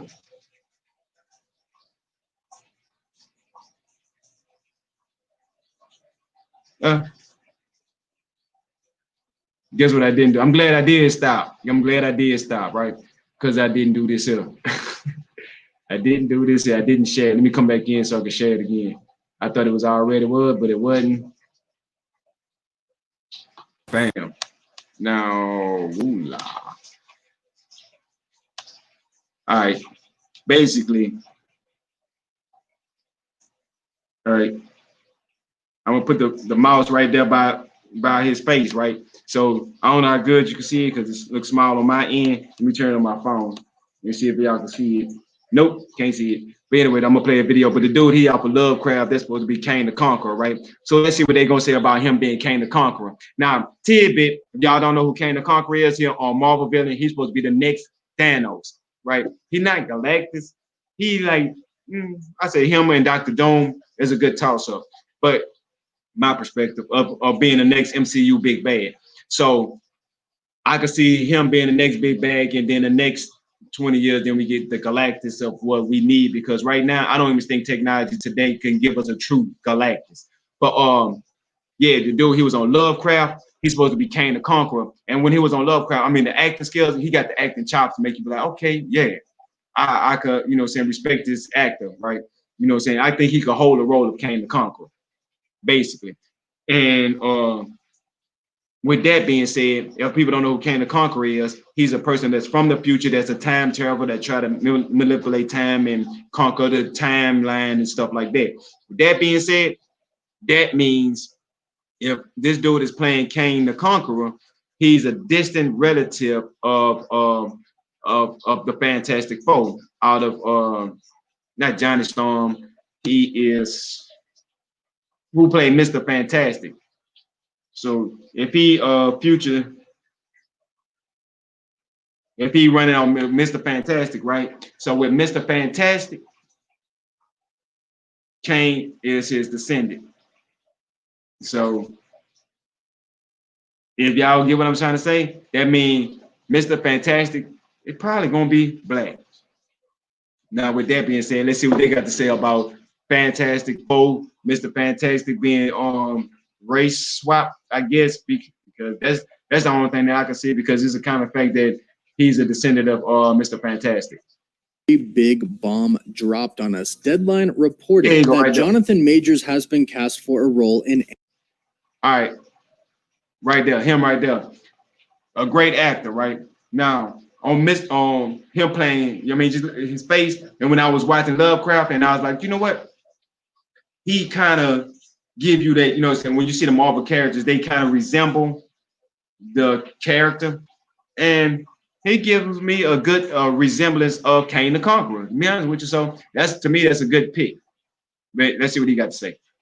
Ant-Man 3, and not just any role, a very big role. Deadline went on to elaborate, saying that they believe that the role that he had been cast for is Kang the Conqueror. And as the day went by and people checked with their sources, a few people were able to confirm that he has been cast indeed for the role of Kang the Conqueror. So it looks like Kang the Conqueror is officially coming to the MCU, making his debut in Ant-Man 3. However, there is more than just Kang the Conqueror that waits for us in Ant-Man. But before they get to more of that, I mean, in Ant-Man 3, if he's the big bad in on Ant-Man, people don't look at Ant-Man being the bridge between everything, the glue on the cool, because he was the one for the end game and all that stuff there with the quantum realm and stuff like that. Y'all know about how to, you know, get smaller stuff. So with the quantum realm, they was going to time travel. He was the first one to time travel because he jumped 5 years, and that's what caused everything to occur. Now, when he jumped 5 years, that's when he hopped out of the vortex, and 5 years later. With that being said, now you have somebody like, if Kang the Conqueror be on the next villain, what would he be best placed there? And Ant-Man 3, not to say the regular villain, the overall arcing ending villain. No, I ain't talking about that. I'm talking about like the Thanos level in villain of Avengers, the first one, where it was Loki was the villain, the big bad over there, but the big bad over the big bad that just stood over was Thanos.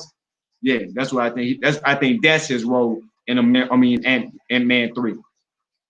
Ant-Man 3. As it turns out, this may be one of the biggest Marvel movies ever. And yes, I am talking about Ant-Man 3. I know a lot of people thought the first two Ant-Man films were a little bit underwhelming, but as it turns out, Ant-Man 3 is going to be an extremely important MCU film. And in this video, we'll break down who Kang is, how he's going to come into Ant-Man 3, and how we could also see the Young Avengers, MODOK, and the Fantastic Four in Ant-Man 3 as well. But first, if you're new, be sure to subscribe so you don't miss out on any MCU news, and so you can enter this week's giveaway for a chance to win. I was hearing about this. Like the solo movies is not going to be solo movies no more because they don't have time for that. Well, they don't have space for that no more. So they jamming movies and they packing them with so much stuff that's going on, right? So they taking this movie and they packing them and they packing them and they packing them, right? So once they're packing these movies, so you have a movie like Ant-Man. Mediocre, you know what I'm saying, movie. I'm gonna say Captain Marvel 2, mediocre movie, cookie cutter, just, you know, it was good, you know, it was a summer blockbuster. Nothing to complain about. Ant-Man 1, Ant-Man 2. I enjoyed both of those movies personally.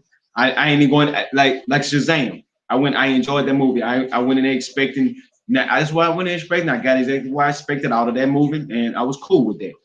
All right, now with Ant-Man 3, they probably gonna give it that Civil War treatment when Captain America versus Iron Man, they had all of the Avengers. Same thing what I heard that they was gonna do with the next Captain Marvel movie. That's when they would introduce Rogue and all that. And they're gonna give it the Captain America treatment as well, when they had everybody coming in and different stuff going on, because their world is so diverse now. Well, they don't have to use new characters or make up characters. They have so many characters broadly available that could just bring into the universe and just focus all of their energy on all of their characters and have it all the way open like that. That's what I was thinking. Oh, another thing too. This might sound crazy. I was looking at 2 people. Matter of fact, more than 2 people. I was looking at 3 people off of The Boys that could be good characters inside the DC and the MCU. The dude that played Highlander, he could be the Reverse Flash. All right, the dude that on The Boys, I can't think of his name, but when I say Wolverine, he like the leader of the boys, you know, the dude that come around and he always gritty talking and gritty acting. He not too tall, but if they can get him into this type of shape, I think he could be a good person for be Wolverine, right? And it was a 3rd person that was on The Boys. It was one more. Oh, the dude that was over the place that owns the stuff that gave the people their powers, the black dude. He'll be a good Magneto. Anyway, though, that's my 3 of the boys that should be moving to the MCU and DCEU universe. Let's keep saying what he got to say. Matter of fact, he really said, let's get right here. Boom. Be his heir. But his plan was cut short as the Fantastic Four, who ended up in his timeline, managed to stop him. This infuriates Nathaniel Richards, then he goes forward in time to the 20th century where he meets Dr. Doom. He would go on to design armor based off of Dr. Doom's armor, and he goes on to call himself the Scarlet Centurion. And he ends up taking the Avengers and pinning them against their alternate reality selves. He plans to get rid of the Avengers and take the timeline for himself, but the Avengers manage to force him from their timeline. He then planned to go back home to the 31st century, but he ends up overshooting it by 1,000 years, and he discovers a war-torn Earth, and they use weapons that they no longer understand, so it makes it simple for him to conquer the planet. He conquers the planet and many other planets across the galaxy, and he dubs himself Kang the Conqueror. However, his own Earth is dying, so he decides to get a newer, younger Earth, and that leads him to our main timeline. Now, over the years in the comics, Kang has gone through many different timelines, devising many different plans to conquer many of these timelines. There are multiple alternate versions of Kang in the comics and will most likely be in the MCU because of Doctor Strange in the Multiverse of Madness. But time travel is basically who Kang is, and the Avengers opened up time travel in Avengers Endgame through the Quantum Realm. And this is where Ant-Man 3 comes in and how he's going to debut in Ant-Man 3. Not a lot of people give Ant-Man enough credit in Avengers Endgame. He is the one who brought the idea of time travel and the ability to do it to the Avengers. Sure, Tony was kind of working on it before, but he was only able to complete it with the help of Scott Lang and the Quantum Realm. If it wasn't for Scott getting stuck inside of the Quantum Realm, time travel would never be possible. And Ant-Man 3 is going to be about the Quantum Realm. In Ant-Man and the Wasp, we discovered a major city inside of the Quantum Realm, and it was Marvel themselves who told us to look for it. And they said that it's going to play a major part in the future of the MCU, and we all thought it was going to appear in Avengers Endgame, but it didn't. But now we know it's because they were saving it for Ant-Man 3. Now, this city inside of the Quantum Realm is widely believed to be Chronopolis.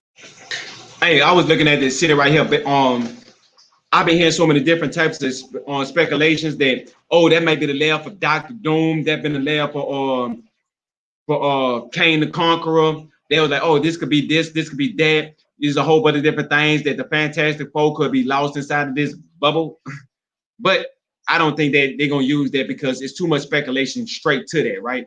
But I know they were saying about Ant-Man 3 and going into the Quantum Realm. That could be a possible thought. But I don't think they're gonna use that outlet. I think they're gonna go with something else. But continue.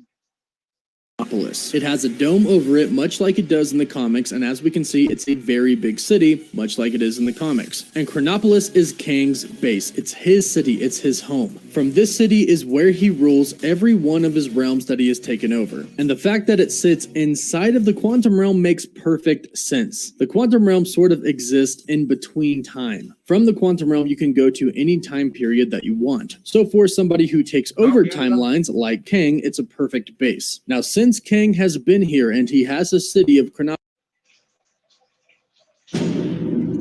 Not anyone show a preview on some stuff like that.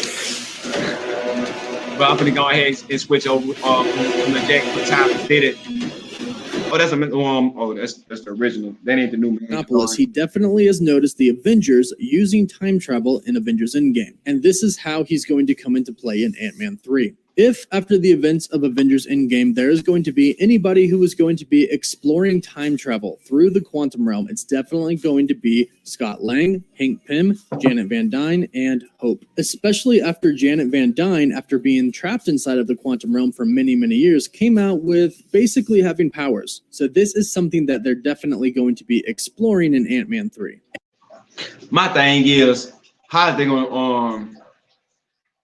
to, you know, the elephant that's in the room with this mutant gene?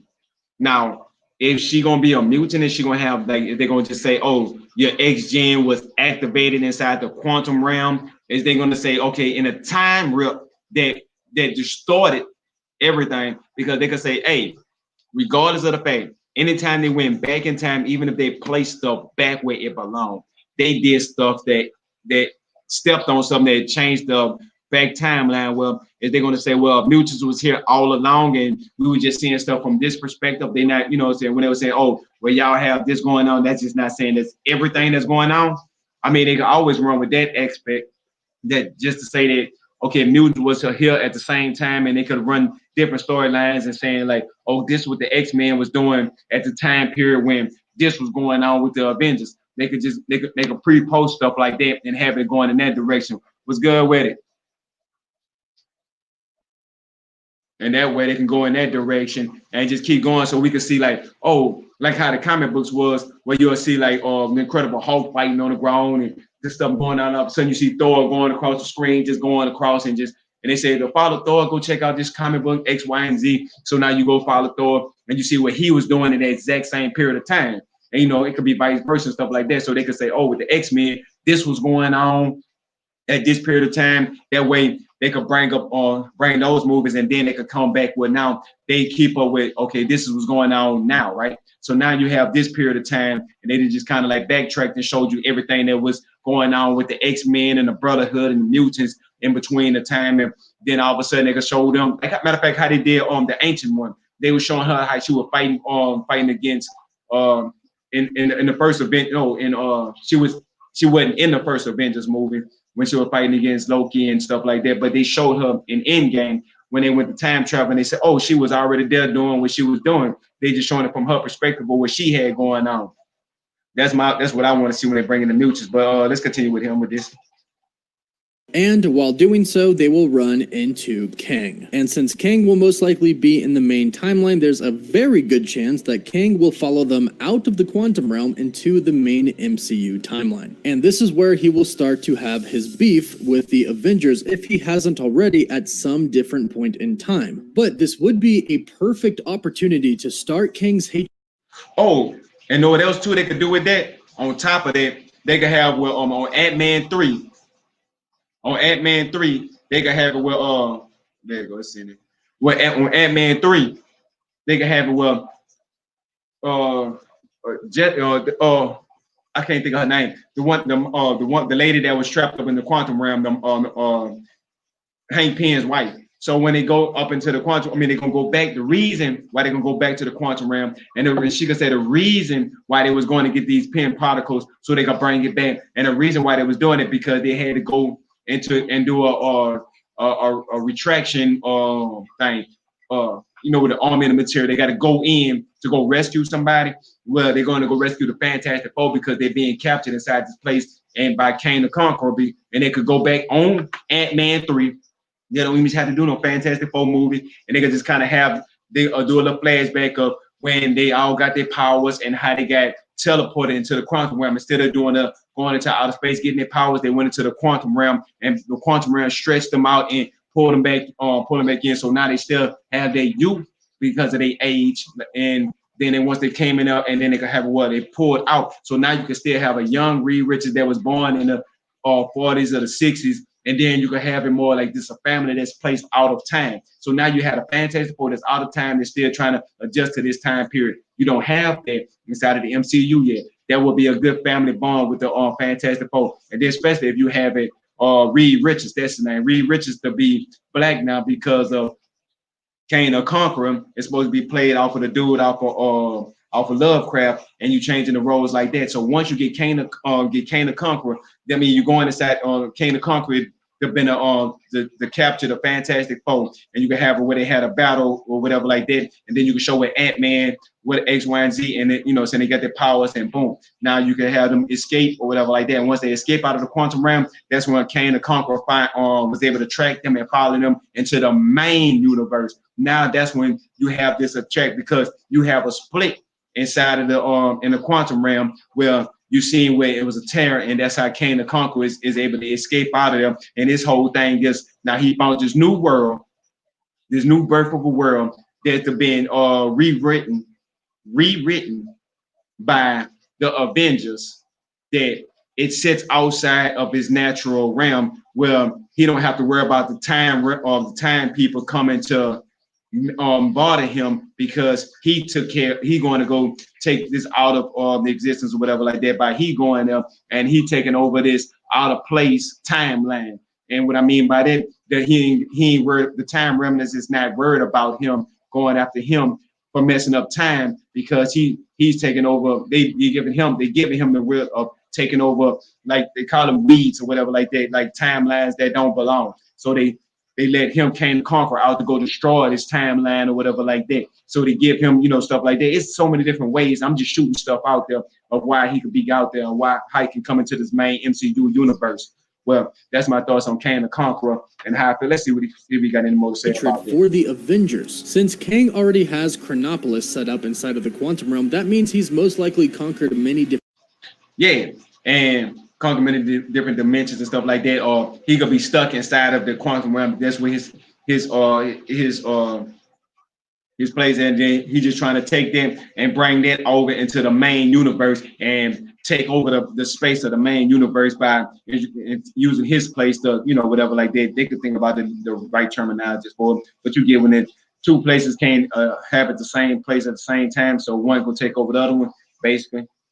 Two places can't different timelines, but Scott Lang and the Avengers using time travel in Avengers Endgame could have screwed up some timelines for him, because we definitely know that they altered some different timelines. So this is where Kang will start his hatred towards the Avengers. Now, as I mentioned, there's a big Young Avengers connection here as well. It's already been rumored and widely speculated that Ant-Man 3 is also going to set up the Young Avengers. And the fact that Kang the Conqueror is going to be in Ant-Man 3 pretty much makes it official that the Young Avengers will be set up, because a younger version of Kang the Conqueror is Iron Lad. You see, Iron Lad is actually the person who forms the Young Avengers. Nathaniel Richards gets hospitalized while he's a kid, and the future Kang the Conqueror tries to prevent this event from happening, and this is where the young Nathaniel Richards finds out about his future self. But the young Nathaniel Richards is terrified of Kang the Conqueror, who he knows he will become. So he tries to escape his destiny, and he ends up stealing his future self's advanced armor and travels back in time to the past, and he forms the Young Avengers to try and stop Kang. And they're actually successful. Kang ends up dying, but destroying his future self doesn't exactly go the way that young Nathaniel Richards had hoped for. By killing Kang, the ramifications to his own timeline are severely affected. All of the Avengers die, and the Young Avengers, Wiccan and Hulkling, end up disappearing. Iron Lad realizes that the only way to prevent this from happening is to go back in time and become Kang the Conqueror. Before he goes back in time, he asks his fellow Young Avengers to forgive him for his future actions. He then kisses Stature goodbye and goes back and becomes Kang. So not only does Nathaniel Richards go on to become Kang the Conqueror. Basically, this is like a loop. It's like saying if you kill yourself or you kill your daddy, you go back in time and kill your daddy, you can't never be born. But then if you don't never be born, you can't never go back in time to kill your daddy. I guess it's more one of those types of loops. If you just go from circle to circle type thing. You'll never forget. To me, that's my biggest debate about time travel.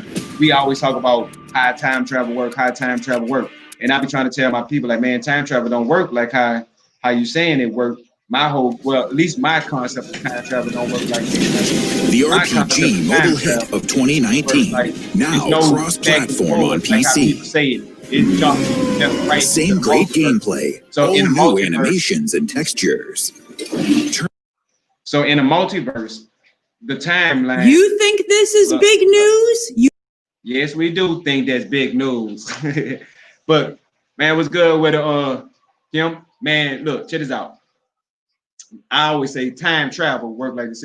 You don't jump back and forth in time because of that dilemma of if you kill your daddy, you will never be born, so you can never go back in time to kill your dad. So that, you know, it's that little circle. So I always thought about it like this. Time travel is like you're going from one dimension to a different dimension. That's the exact same dimension, but it's okay. Let's say if it's 2020 right now, you go into a different dimension where it's September 2019, right? So you just go back in time a whole year to a different dimension that's on that same did everything the exact same, but it just the timeline was 2019 instead of 2020. Is, you know what I'm saying, back in time on a different dimension. So everything happens. So once you jump into that dimension is altered, is meant to be altered by your time and by you coming there. So once you get them to that dimension, you have a choice to jump back into your own dimension that you was at and return back at the exact same moment that you left.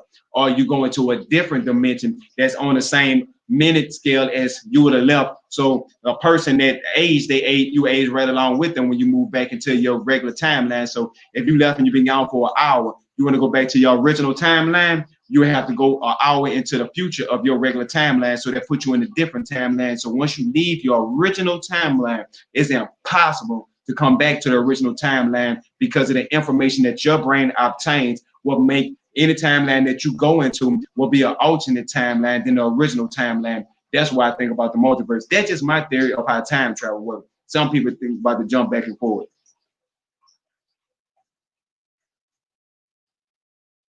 Yeah.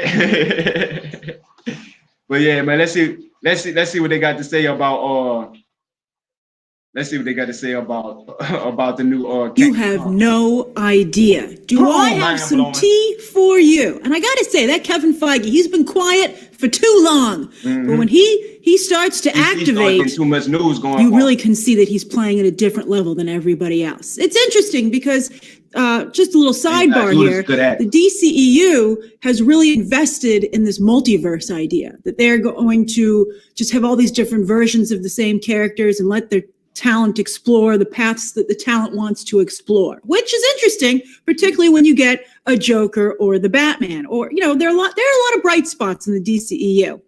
However, part of what I think makes the MCU so successful is seeing Kevin Feige and being able to speculate about Kevin Feige putting together this amazing puzzle. And this video, as you're about to see, is a perfect example of that.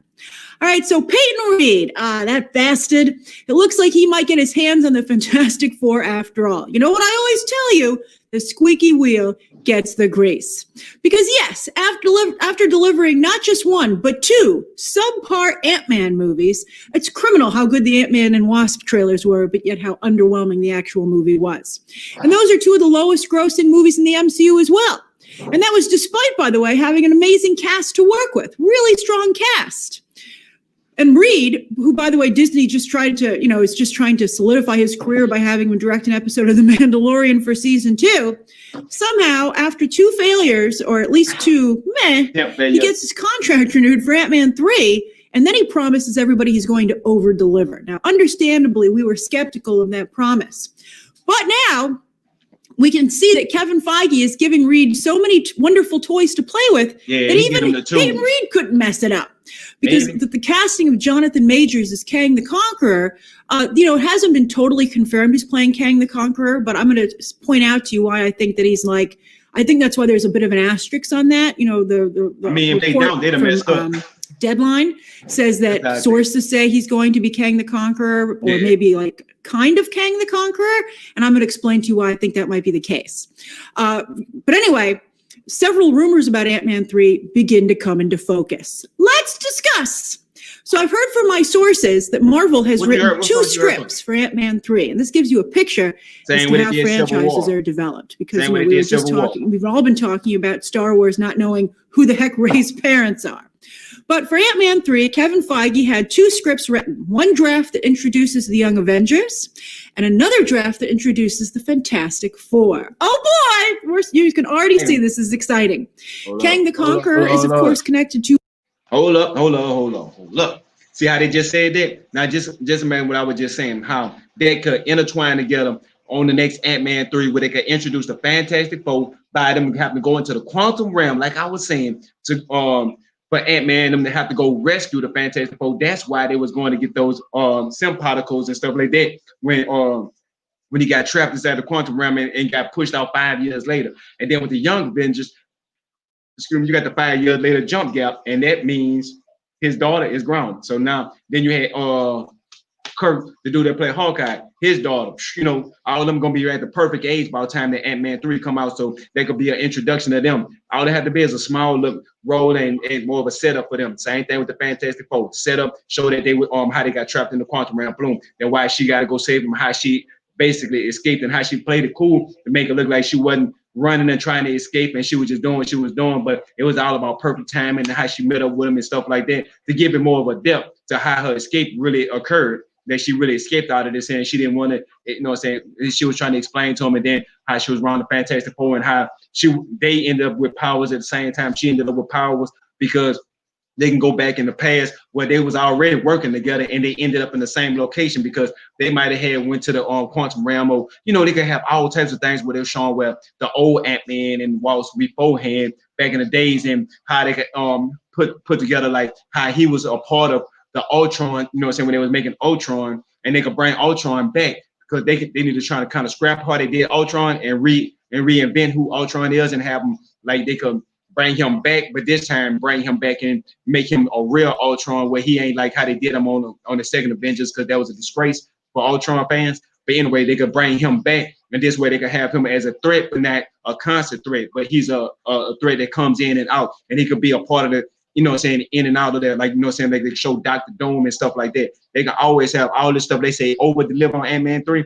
The only way they can over-deliver is they put some of these ideas in there. That's what I'm looking at. But anyway, let's let her continue.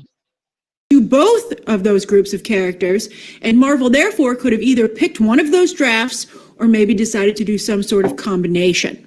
Now, the Ant-Man cast lines up very nicely with both Young Avengers and Fantastic Four, just as Kang the Conqueror does.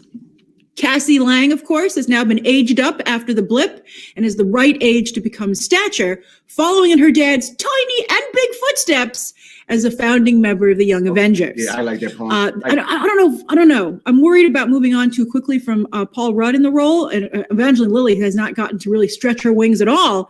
That's a slight concern that I have. But this is so exciting, I'll get over it. All right, so anyway, then there's also Hank Pym, who not only can connect to Reed Richards, but also Kang the Conqueror. Now, in the comics, Kang the Conqueror is actually Nathaniel Richards, who is a descendant of Reed Richards all the way in the 31st century. He becomes a time-traveling villain. It's a little bit like... Bam. Hey, there go the connection. See, if he Kang the Conqueror, that's him right here. If he Kang the Conqueror, right?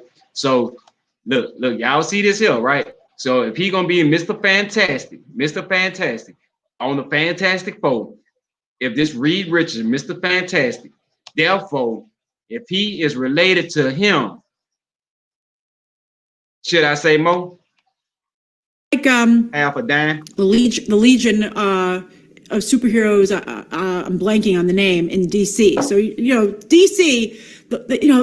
Marvel is just racing so quickly that, you know, and we're going to talk about some other things that, you know, they're kind of stepping on DC's toes here, that it's also frustrating to that in that respect as well. But anyway, Kang the Conqueror, Nathaniel Richards, 31st century, becomes a time-traveling villain, therefore can show up and menace our current characters. So because he travels through time, there are actually multiple versions of Kang throughout time, which is really cool for Jonathan Majors. I'm so excited for him. And one of those versions of Kang becomes Iron Lad, who comes up with the idea for the Young Avengers, and in the comics not only recruits Cassie, but falls in love with Cassie Lang. Now, obviously, Jonathan Majors is too old for Emma Furman. They could cast a younger actor to play a younger version of Kang, because it is a younger version of Kang in the comics as well. But, you know, Kevin Feige doesn't have to follow the comics to the letter, which he's proven to be the case already. So Reed Richards also there won't necessarily be a romance, and Iron Lad won't necessarily even be in the Young Avengers, because Cassie Lang already creates that connection. And also that means Reed Richards won't necessarily be race bent. There are other ways that you could introduce Kang, which I'm going to go over in just a moment. But the point is, Kang is a focal point when it comes to both the Fantastic Four and Young Avengers. And also you're noticing an overall science theme. It used to be the Science Bros, but one of them's dead. The other one can't star in his own franchise of movies because of Universal. So that now falls to the Ant-Man movies, which is a great use for them. And it took my bad. She said something about they wouldn't have to race bend it if they try to change the backstory of. I mean, but why would you change that backstory if not? Okay, why would you change that? Just to say, okay, that's because y'all want to cast a white person as Mr. Fantastic, Reed Richards. That's the only reason why y'all want to change the backstory. And let's say we go for the best actor that could fit the role, like how they did with She-Hulk. I mean, look at She-Hulk and you look at what's the name that played Bruce Banner? What's the name that played the Hulk, right? When you see these two characters, when they not in, saying you could actually see the resemblance and saying, okay, that could be his cousin. Get it, right? Descendant, long as they make it into a fact of you will have a say, okay, I can see the resemblance or anything like that. Now, if they want to use a white person and have the resemblance where you can say, okay, this is one of your great ancestors or something like that, it's still possible. I understand that. That is not the real issue of it is, but just representation do carry a lot, especially when y'all have an opportunity to do some representation, which will not change the core subject or add anything extra besides for because I'm more of a fact of I don't care for race bending or gender swapping just to do it without no reason at all. Now, for example, by him being cast as Kang the Conqueror, and now they want to make Mr. Fantastic black, but he don't have to be black, but they want to make him black. I can accept that because it helps go along with the story about with Kang the Conqueror and him being his descendant. So now it makes sense for him to be black. Like, okay, now I get it. Now this is why y'all want to make this person black. But when they did Johnny Storm to be black and stuff like that, it was like, okay, but to me, Johnny Storm just never pushed out the characteristics of African American, the way they tried to do it. I mean, even when they did with Wally West with it, it just ain't seem right. I mean, Wally West, I mean, when they did him on a TV show, like his likes and stuff like that. I know black people could have any type of likes they want in the world. You don't have no stipulations or nothing. But just like I said, representation, representation matters. When they showing like representation is, they need to have, like when I was watching The Boys, when they was giving A-Train his scent away, he was saying, okay, this is not stuff that A-Train would say. They need to have the diversity of giving these actors the opportunity to embody the character of like, okay, if I'm paying attention to the comics and know what the characters say and the type of the vibe I'm trying to bring out for the character, he won't make a statement like this here. But if he wanted to get his point across for this here, he'll do it in this manner. Stuff like that. Representation matters. But when I seen Johnny Storm, I was like, it don't really fit right. But they tried to force it. It didn't matter for him to. It didn't have no reason for him to do that, and I didn't care for it. I mean, I ain't gonna say I didn't dislike it. It just didn't. To me, it didn't make a break to make it like, ooh, it makes sense, or ooh, why they do that? It was just like, what the fuck ever. The whole movement, it to me, it looked like they was going in the right direction and they got scared. It's like when you're running and you're gonna make this long jump, but if you get scared, you slow down just a little bit and you ain't gonna make that jump. But if you're like, I got this, and you run full speed and you get to the maximum speed and you just go, and boom, you make it to the other side. You're like, yeah, look what I did, stuff like that. That's why I feel like they could have dealt with the Fantastic Four. If they would let that been a hardcore horror movie like it was supposed to be, they had to bring it to a whole different mind frame, or they could have dealt with the Fantastic Four. Them 3 movies, it took Thor 3 movies to find its mojo. So I think it's fun. Although it did do it with a new director. I'm just saying. So anyway. Okay, I'm glad I didn't catch this here. Cause see how they be doing that? I'm cool with that. Right. I mean, you just seen Lovecraft. You seen Lovecraft. To me, that's how the movie was sold to me when I seen it on Lovecraft, right? And by Lovecraft, it was like I wasn't going off. Some people say oh man, this person did X, Y, and Z. I went and watching Lovecraft with no expectations of nothing. Then I seen his acting skills. So it was more of, okay, he looked like the role, he fit the role, he could carry himself, and he got the acting skills to actually bring Kane the Conqueror to that next level. Like how Thanos was. Like certain things to me is it's minute, right? Minute is the right word. It's like Thanos, right? This is what Thanos had did. Anyway, Kang is not. Thanos, they were like, so what are you gonna do? Boom. I'm gonna wait. You know, something like that. And when he looked like that, and they went out, that gave you that presence of how powerful he was. Like he just sat there. Simple things like that. I was like, damn. Or like when Wanda had came and you did all this here, you did it to my family. And he was like, bitch, I don't know you. You know, shit like that. But he didn't say it in those terms. But the vibe that he pushed off when he said it, that was what you got. You know what I'm saying? So he could actually deliver that role. Because he clicked out, he flashed, right? On Lovecraft. When I say he flashed, Denzel Washington. When Denzel Washington tried to flash, sometimes you can get that feel, but Denzel give that, listen to what I'm saying. Now he flashed like, man, don't touch me, I'm gonna fuck you up. Like he really flashed like when you would touch a person that flashed like that, you know, it's you gotta be prepared to, if you're not willing to take a lick, stay out the way. If you're trying to break something up, if you're not willing to take a lick, stay out the way.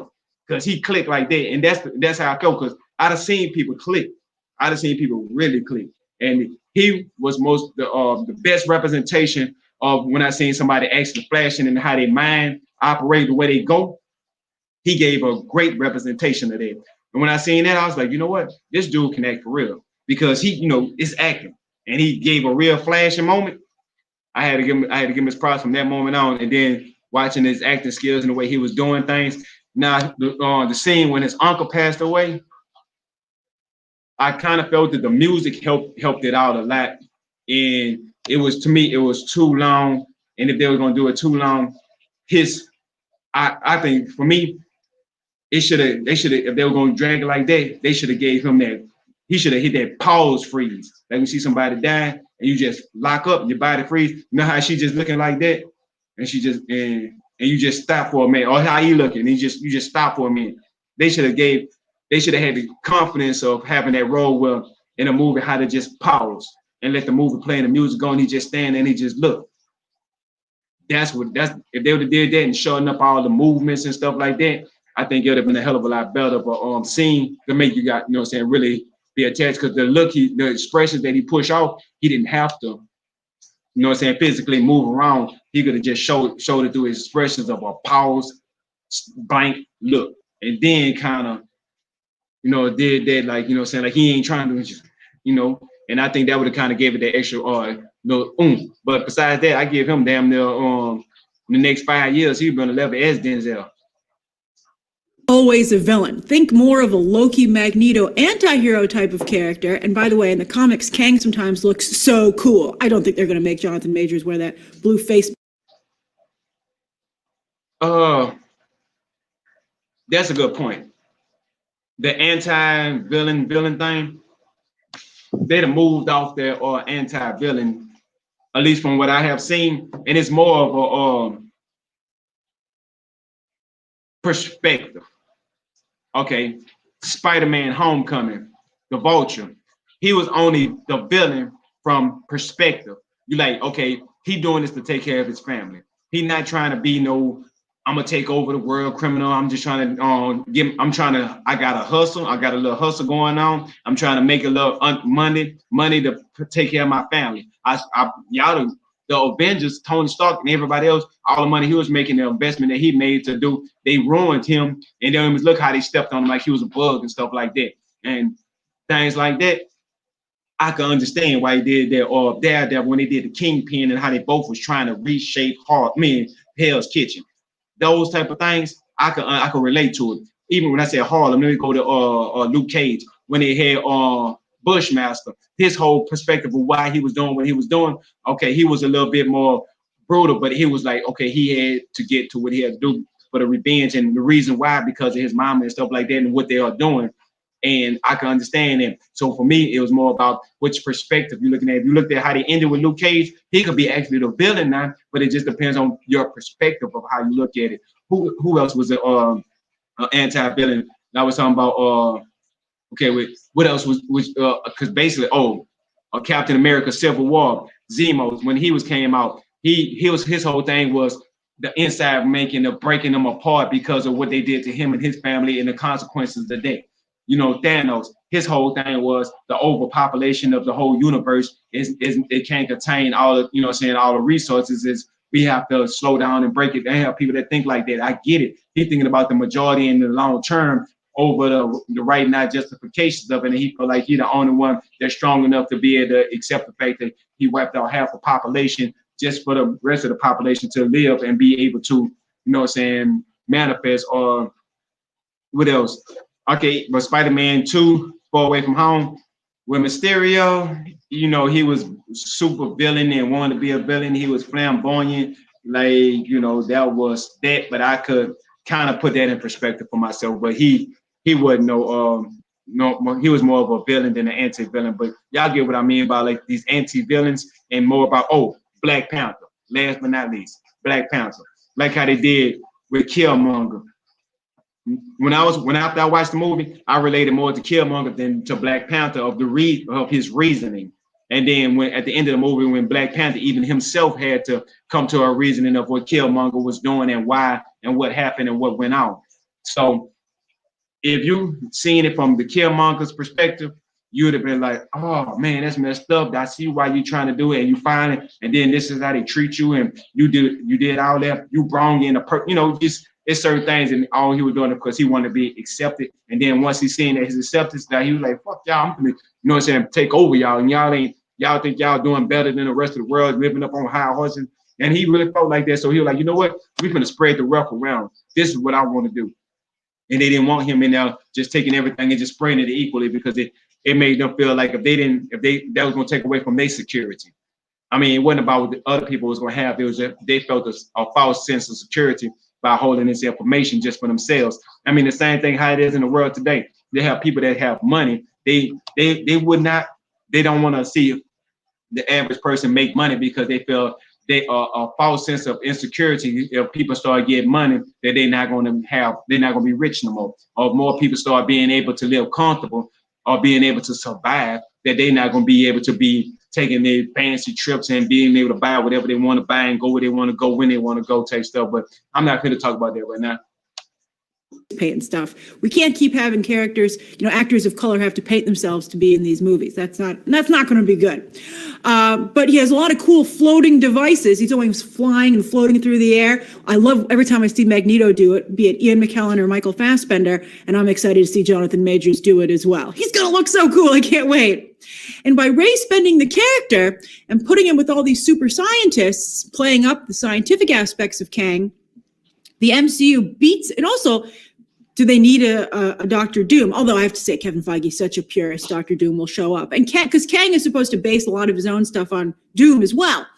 The yin and yang of the Fantastic Four area, Doom and Reed Richards. I will say this here, she did make a good point. They don't have to paint his face blue. Some characters that's blue do not need to be blue. Some of them I can still understand why they did, like on Guardians of the Galaxy and stuff like that. Certain characters that's supposed to, saying it makes sense. I'm cool with that. Some characters like this here, if they don't go with the blue face and stuff like that, I'm still gonna be cool with that. But if they're gonna go with the blue, just kind of don't go over too much. Well, when you see it, that it takes away from the character. Just make it just a thin layer, across his face, or just have it just like that. Don't go too extreme, like how this little picture is over there. Don't go extreme. So I don't know. I mean, conceivably, Kang could take the place for Dr. Doom if they wanted him to. I don't know. We'll see. It's an interesting idea. But the MCU beats the DCEU to the punch on Mr. Terrific, who just showed up in the comics again, very strong in the new Strange Adventures. Fantastic art. And, some people have said they'd like to see Jonathan Majors play that role. Too late, too slow, DC. Marvel got him. Now, speaking of fan casting, this also crosses over with Marvel's own Blue Marvel character from the comics, who fans had also said they'd like to see show up. Now, he could have played a good Blue Marvel as well. I would have loved to see him play a Blue Marvel. Now, that'd have been the extra perfect. Up and that maybe Jonathan Majors could play that character. Because Feige, Blue Marvel is a real fringe character. He's a super scientist character, but I don't know if there's a place for him like there is for Kang. So he doesn't have to be, Kang the Conqueror doesn't have to be Nathaniel Richards. He could be Adam Brashear, Blue Marvel's alter identity, his true name. And then you would just make that's what you would do. And I think that to me makes a little bit more sense. I like that actually quite a bit. Hold up. No.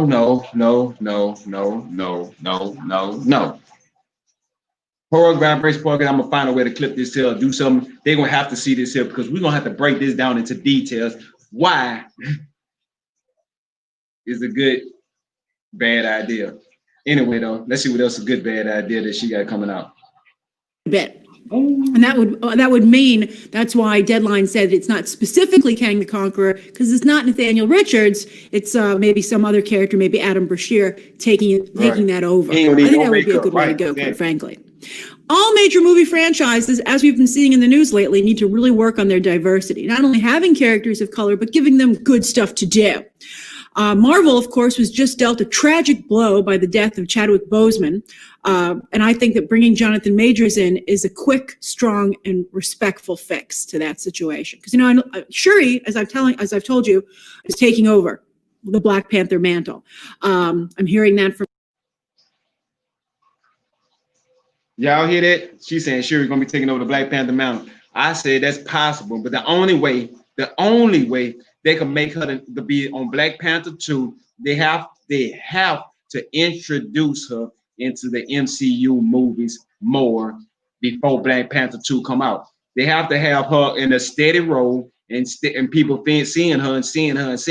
You can't just put a glimpse of her and just say Black Panther 2, or you can't just put her out there and just say, we're gonna go with Black Panther 2. They gotta really be strategic about this here, because you gotta think about it. They're gonna have people that you got to put them at ease. What I mean by you have to put them at ease, you have to say with them without a shadow of a doubt that she could hold a whole movie on her own back, right? Even though she may do Black Panther 2 like I did the first one, where it was all about Wakanda and then all the different tribes and the different people or whatever, that T'Challa wasn't just the main core character of Black Panther. Everybody was the main actor. You know what I'm saying? Everybody was the CEO if you looked at it, because everybody had their role. Now, when I seen that, that's what they're gonna have to do with Black Panther 2. Once again, is spread the wealth out and everybody have an equal amount of opportunity, equal amount of roles that's going on in Black Panther 2. And you have to take Shuri and be in all these other different movies that's coming out before Black Panther 2. Any place that you can fit her at, she need to be there. Any place that she can go and it can be her opinion. If any way that y'all could just use her name and just say, what about Shuri? Can you think we can talk to Shuri and see if we can get her to do it? Any way possible that y'all can get her name going. Because that's the only way that could be acceptable on Black Panther 2. Because by the time it's time for Black Panther 2 to come out, you want Shuri to be a household name to everybody. And by the time then, you want to see what Shuri about to do, because all these different movies, now you see this event that's going on with her, and then y'all can name it Black Panther 2 in that fashion of a way. You can't just come in and just say, she gonna be the new Black Panther, and here you go and stuff like that on the movie. This got to be established beforehand, and make sure that the people that have not been keeping up with all the MCU movies, that y'all put away a bridge in between the first Black Panther movie and the new Black Panther movie to know what Shuri. So if the people that don't keep up with all the MCU movies, they still won't be lost. But the core members or the core, but the core audience will watch everything and know what's going on. And now they can accept and more acceptable and accept the fact that Shuri is the new Black Panther. So when the casuals that don't really keep up that much, they say, "Oh, I thought Black Panther was black." And then "Oh yeah, man, this shit happened. Oh, y'all got to catch up on such and such." Now this about her. It's gonna give you that vibe and that feel in the future of the Black Panther character and what they're gonna do. So let's go ahead and finish what she got to say about Shuri.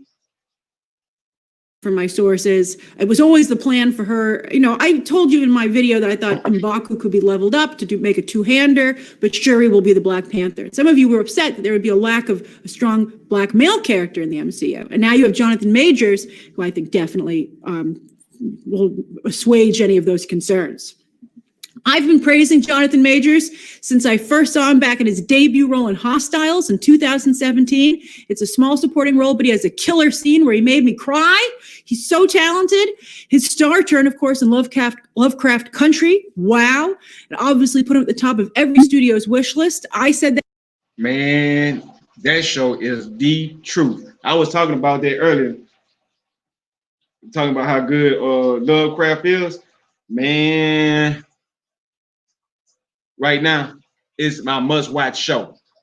You know how at one point it was The Walking Dead, one point it was Game of Thrones, one point it was another. It always had that everybody tune in must-watch show. This is the one. This is the one. If I had to say, hey, it's a good show for everybody to watch, it would have to be Lovecraft. But let's continue to see what he got to say about that. When I saw the first episode, and although anyone would predict that seeing that first episode, he was just phenomenal. So talented. He also shined into Five Bloods. I feel a little bad for Jodie Smollett because while she's a very good Black Canary, I thought she actually came across one of the best performances in Birds of Prey. That movie was a failure. So she's already stuck. She already has a comic book character. Oh, that show was her in Birds of Prey. I almost didn't recognize her. Her skills on accent, that shit piss poto. She tried to sound like she from the old days. Why is we gonna do this way going? She tried to talk like that. So when I was listening to her, like it sounded like it's an overkill. Like it don't sound natural. Or she trying, and it has poor representation of how to sound. I forgot what time, what year they in, but it's a bad representation. He give a better representation because you can actually, when you hear him, it don't sound like he trying. It just sounds like yeah. And so, Jonathan Majors has been able to use Lovecraft Country as a springboard. Jodie Smollett's a little bit stuck, at least when it comes to comic book franchises. I hope she gets something else off of it as well. So anyway, I don't know, as I said, where there's room for Ant-Man and Friends, if you're going to be introducing the Young Avengers and the Fantastic Four in the movie. It could just be one or the other, but I don't think you couldn't have a Reed Richards tease in this situation. I think they're going to go with Young Avengers, because we'll talk about in a moment. The Young Avengers are coming, and they're coming fast. So I think they're going to go Young Avengers, but I think there's going to be a Fantastic Four nod for sure. Hey, I got a question. So do y'all think they're going to go Young Avengers or Fantastic Four on an Ant-Man 3? I mean, me personally, I think it's going to be a synergy group of all of both Fantastic Four and Young Avengers. Sure, it's just too easy and too cool. I hope Peyton Reed and company do a better job introducing these iconic characters, though, than how they did introducing other characters of color, by the way. There's more fodder for the criticism that's, I think, correctly leveled at these franchises. But Reed did a horrible job introducing Goliath and Ghost, who were totally wasted at Ant-Man and the Wasp, and it seems won't be back for Ant-Man 3. They're just gone. But at least hold up. Ghost and Goliath is not going to be in the next one. I still can have their own core characters like that, but they need to have like stuff like that with T.I. and the whole that is Ant-Man. They still need to have those core characters to play some type of role in there.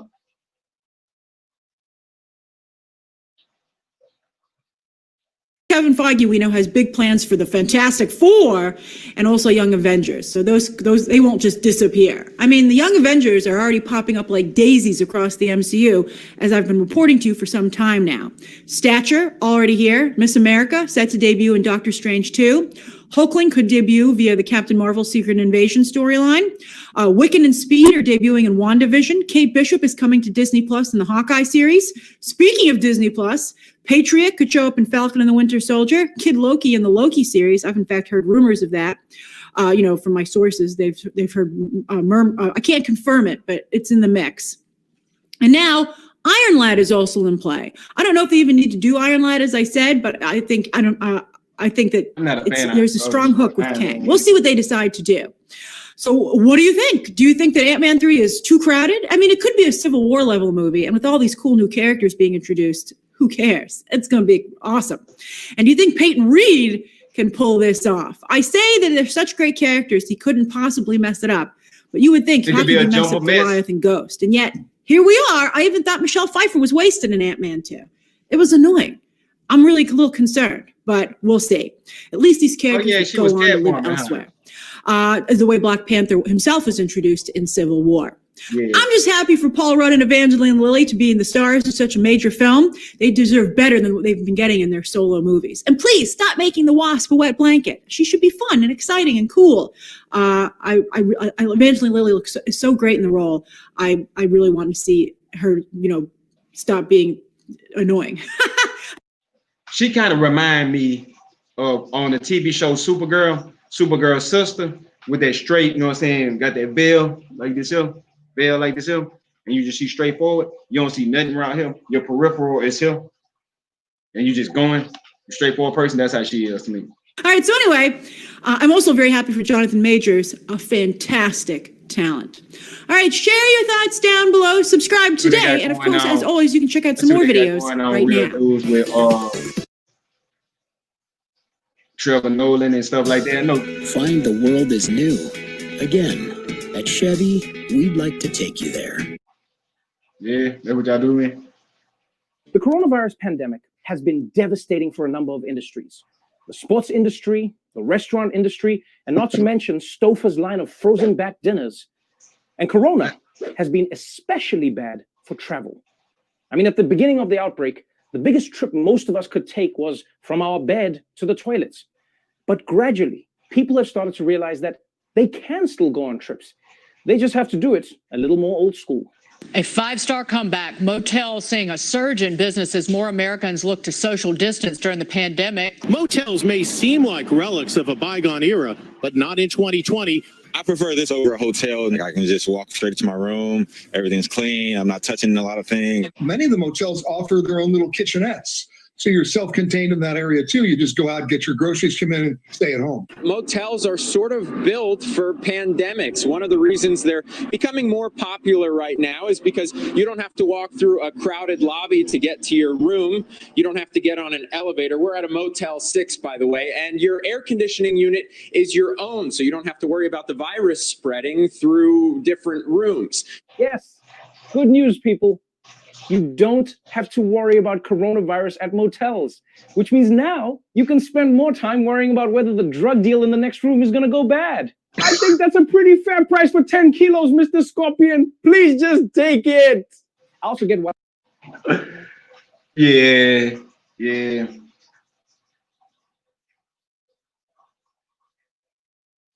Right, she got to be able to hold up an entire movie. That's why I say they got to build her up. That's what they got to do. They got to build her up. Why motels make much more sense than hotels right now. I mean, COVID can't get you if you get stabbed in the parking lot first. Plus, motels already have all the other diseases that Corona's probably afraid to step on their turf. Yeah, Corona's like, yeah, you know what? I'll just wait for you outside. You know, if you think about it, coronavirus is actually one of the more bougie diseases. You know, think about it. Think of where Corona is, what it's doing. Corona's like, I like going on cruises and I love being in restaurants. I don't like being outside. And fitness classes, oh my God, I love those. Basically like anywhere with vitamin water. So a road trip to a motel is one way to make vacations a little safer. But safer yet is a road trip in a motel. Find the world is new. Again, at Chevy, we'd like to take you there.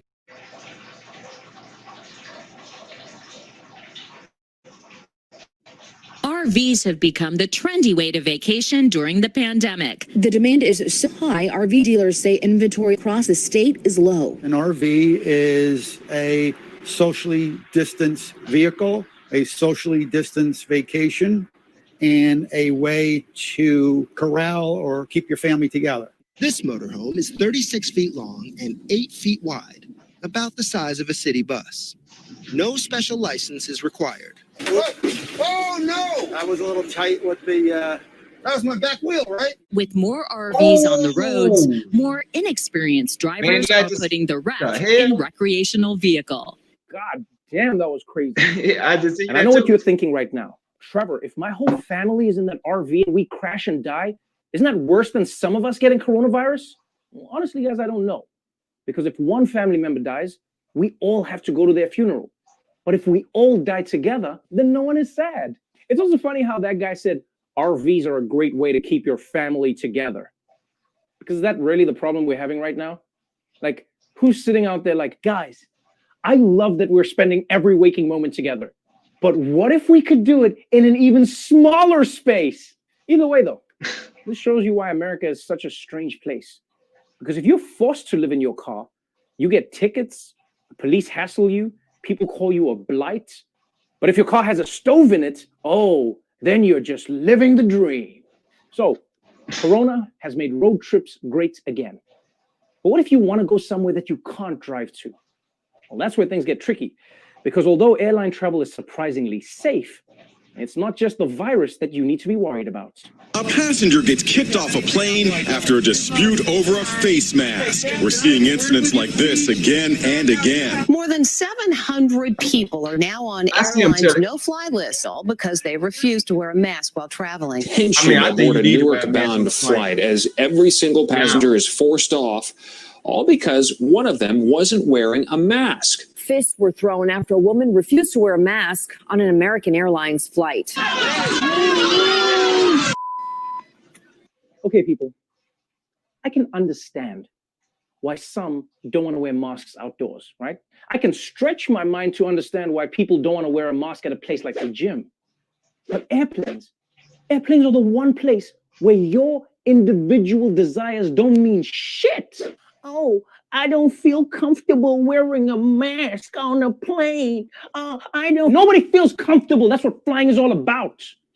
They tell you when you can stand. They tell you when you can eat. Hell, they tell you when you can use the bathroom. Flying is the only time after 4th grade where you need to get permission to go pee. Flying is not about your personal comfort. It's about safety. You think I want to take off my shoes? Huh? And then walk through a machine that exists solely to take fancy dick pics of me? And by the way, I can't believe anyone is actually brawling on an airplane. That requires way too much work, especially if you're in the window seats, because then you got to do that weird little shimmy out first. What did you say to me, asshole? excuse me, sir, excuse me. Here, I'll hold your ginger ale. I just said, what did you say to me, asshole? And it's not just Corona and assholes that the airline industry is struggling with right now, because as it turns out, even if Americans are willing to get on a plane, they aren't allowed to go to too many places. Some countries have been easing travel restrictions in a bid to get their tourism industries rolling again, but there is one country that is repeatedly being left off safe travel lists, and that is the United States. Europe's famous landmarks and beaches are normally a magnet for American tourists and a major source of income here, but travelers from the US will not be allowed into Europe. If you look at places, Fareed, where US citizens can travel right now, the list is embarrassingly small. Before the pandemic, this was a ticket to 185 countries. But now, with the US still struggling to get its case numbers under control, an American passport is a ticket to almost nowhere. That's right, people. Yeah, we're stuck. Because of how America has handled coronavirus, travel to most of the world has been shut down. Damn. So even though the money, no more backpacking trips through Europe. Sorry, college students, you have to pick up your fake accent somewhere else. I got this one on Netflix. And you know, right now, I feel like most Americans don't even realize how much they've messed up a good thing. You guys are so used to being able to travel to any country at any time, no questions asked. That's not what it's like for most people in the world. When people from Africa or the Middle East want to go on vacation abroad, we need to get permission from that country. See, I'm from the States. This is some information he about to say. See, some people don't realize this stuff like this here, this tidbit of information, there be some knowledge that a lot of people are overlooking, not notice. Or just, you know, saying, or just walk past. But that's why I had to stop for a second. Now, I don't know this information as well, but I know the type of stuff that I need to pay attention to, because this might be something that's going on in other countries that my eyes might not be able to see, but somebody that's from another country be able to tell us straightforward exactly what's going on that we might not know about. Country first. Yeah, Americans can just be like, my girlfriend Susie went to London. I'm going to surprise her with a visit right now. We can't do that where I'm from. The rest of the world, we get questioned like we're on the world's shittiest game show. What is the purpose of your trip to France? I've always wanted to see Paris. And what is it that is in Paris? I don't know, the Eiffel Tower? Oh, you want to see the Eiffel Tower? Here, I Google it for you. Now get back on the plane. Bye-bye. So your American passport may be useless for travel, but don't worry. That's how they rock with y'all. The State Department has just released a brand new PSA about everything else that your passport can do. The following is a message from the U.S. Department of State. Man, we already know he about Despite America's excellent handling of the pandemic, our citizens have been banned from countries all over the world. And you might be thinking, I'll never use my passport again. But don't worry, because there are plenty of other uses for your U.S. passport. For example. Yeah, that was a nice ass little joke. I'm gonna let them joke off their own little joke. Let's what was I doing? Yeah, boom. Let's get this out the way. Then go ahead and get back to us talking and running. Man, I'm almost out. I got a little bit. Man, sometimes it be tricking myself, you know what I mean? Like if I don't pause it, like sometimes I be hearing some shit going in the background. I'm like, what the hell is that out here? And then it be me that forgot to mute. Even when I'm playing the game, I don't close games out or get on the computer. Man, sometimes I get on my phone, I've been having about 20, 30 things open. Anything I done went to for the last week, didn't close it out. I know that's bad about that. But anyway, though, man, appreciate you for coming rock with me, man. You know, giving my opinion, giving your opinion. We putting together our synergy. Remember, I don't do this for me. I do this for we. So yeah, like, subscribe, all the other good stuff there. And remember, I'm not responsible for the truth that you may or may not hear during this broadcast. Well, this is your boy Triple Cup Chuck, and I'm out. Peace, be cool, all the other good stuff. And then you know how good I am. I'll be able to end the stream right at the size moment when I go boom.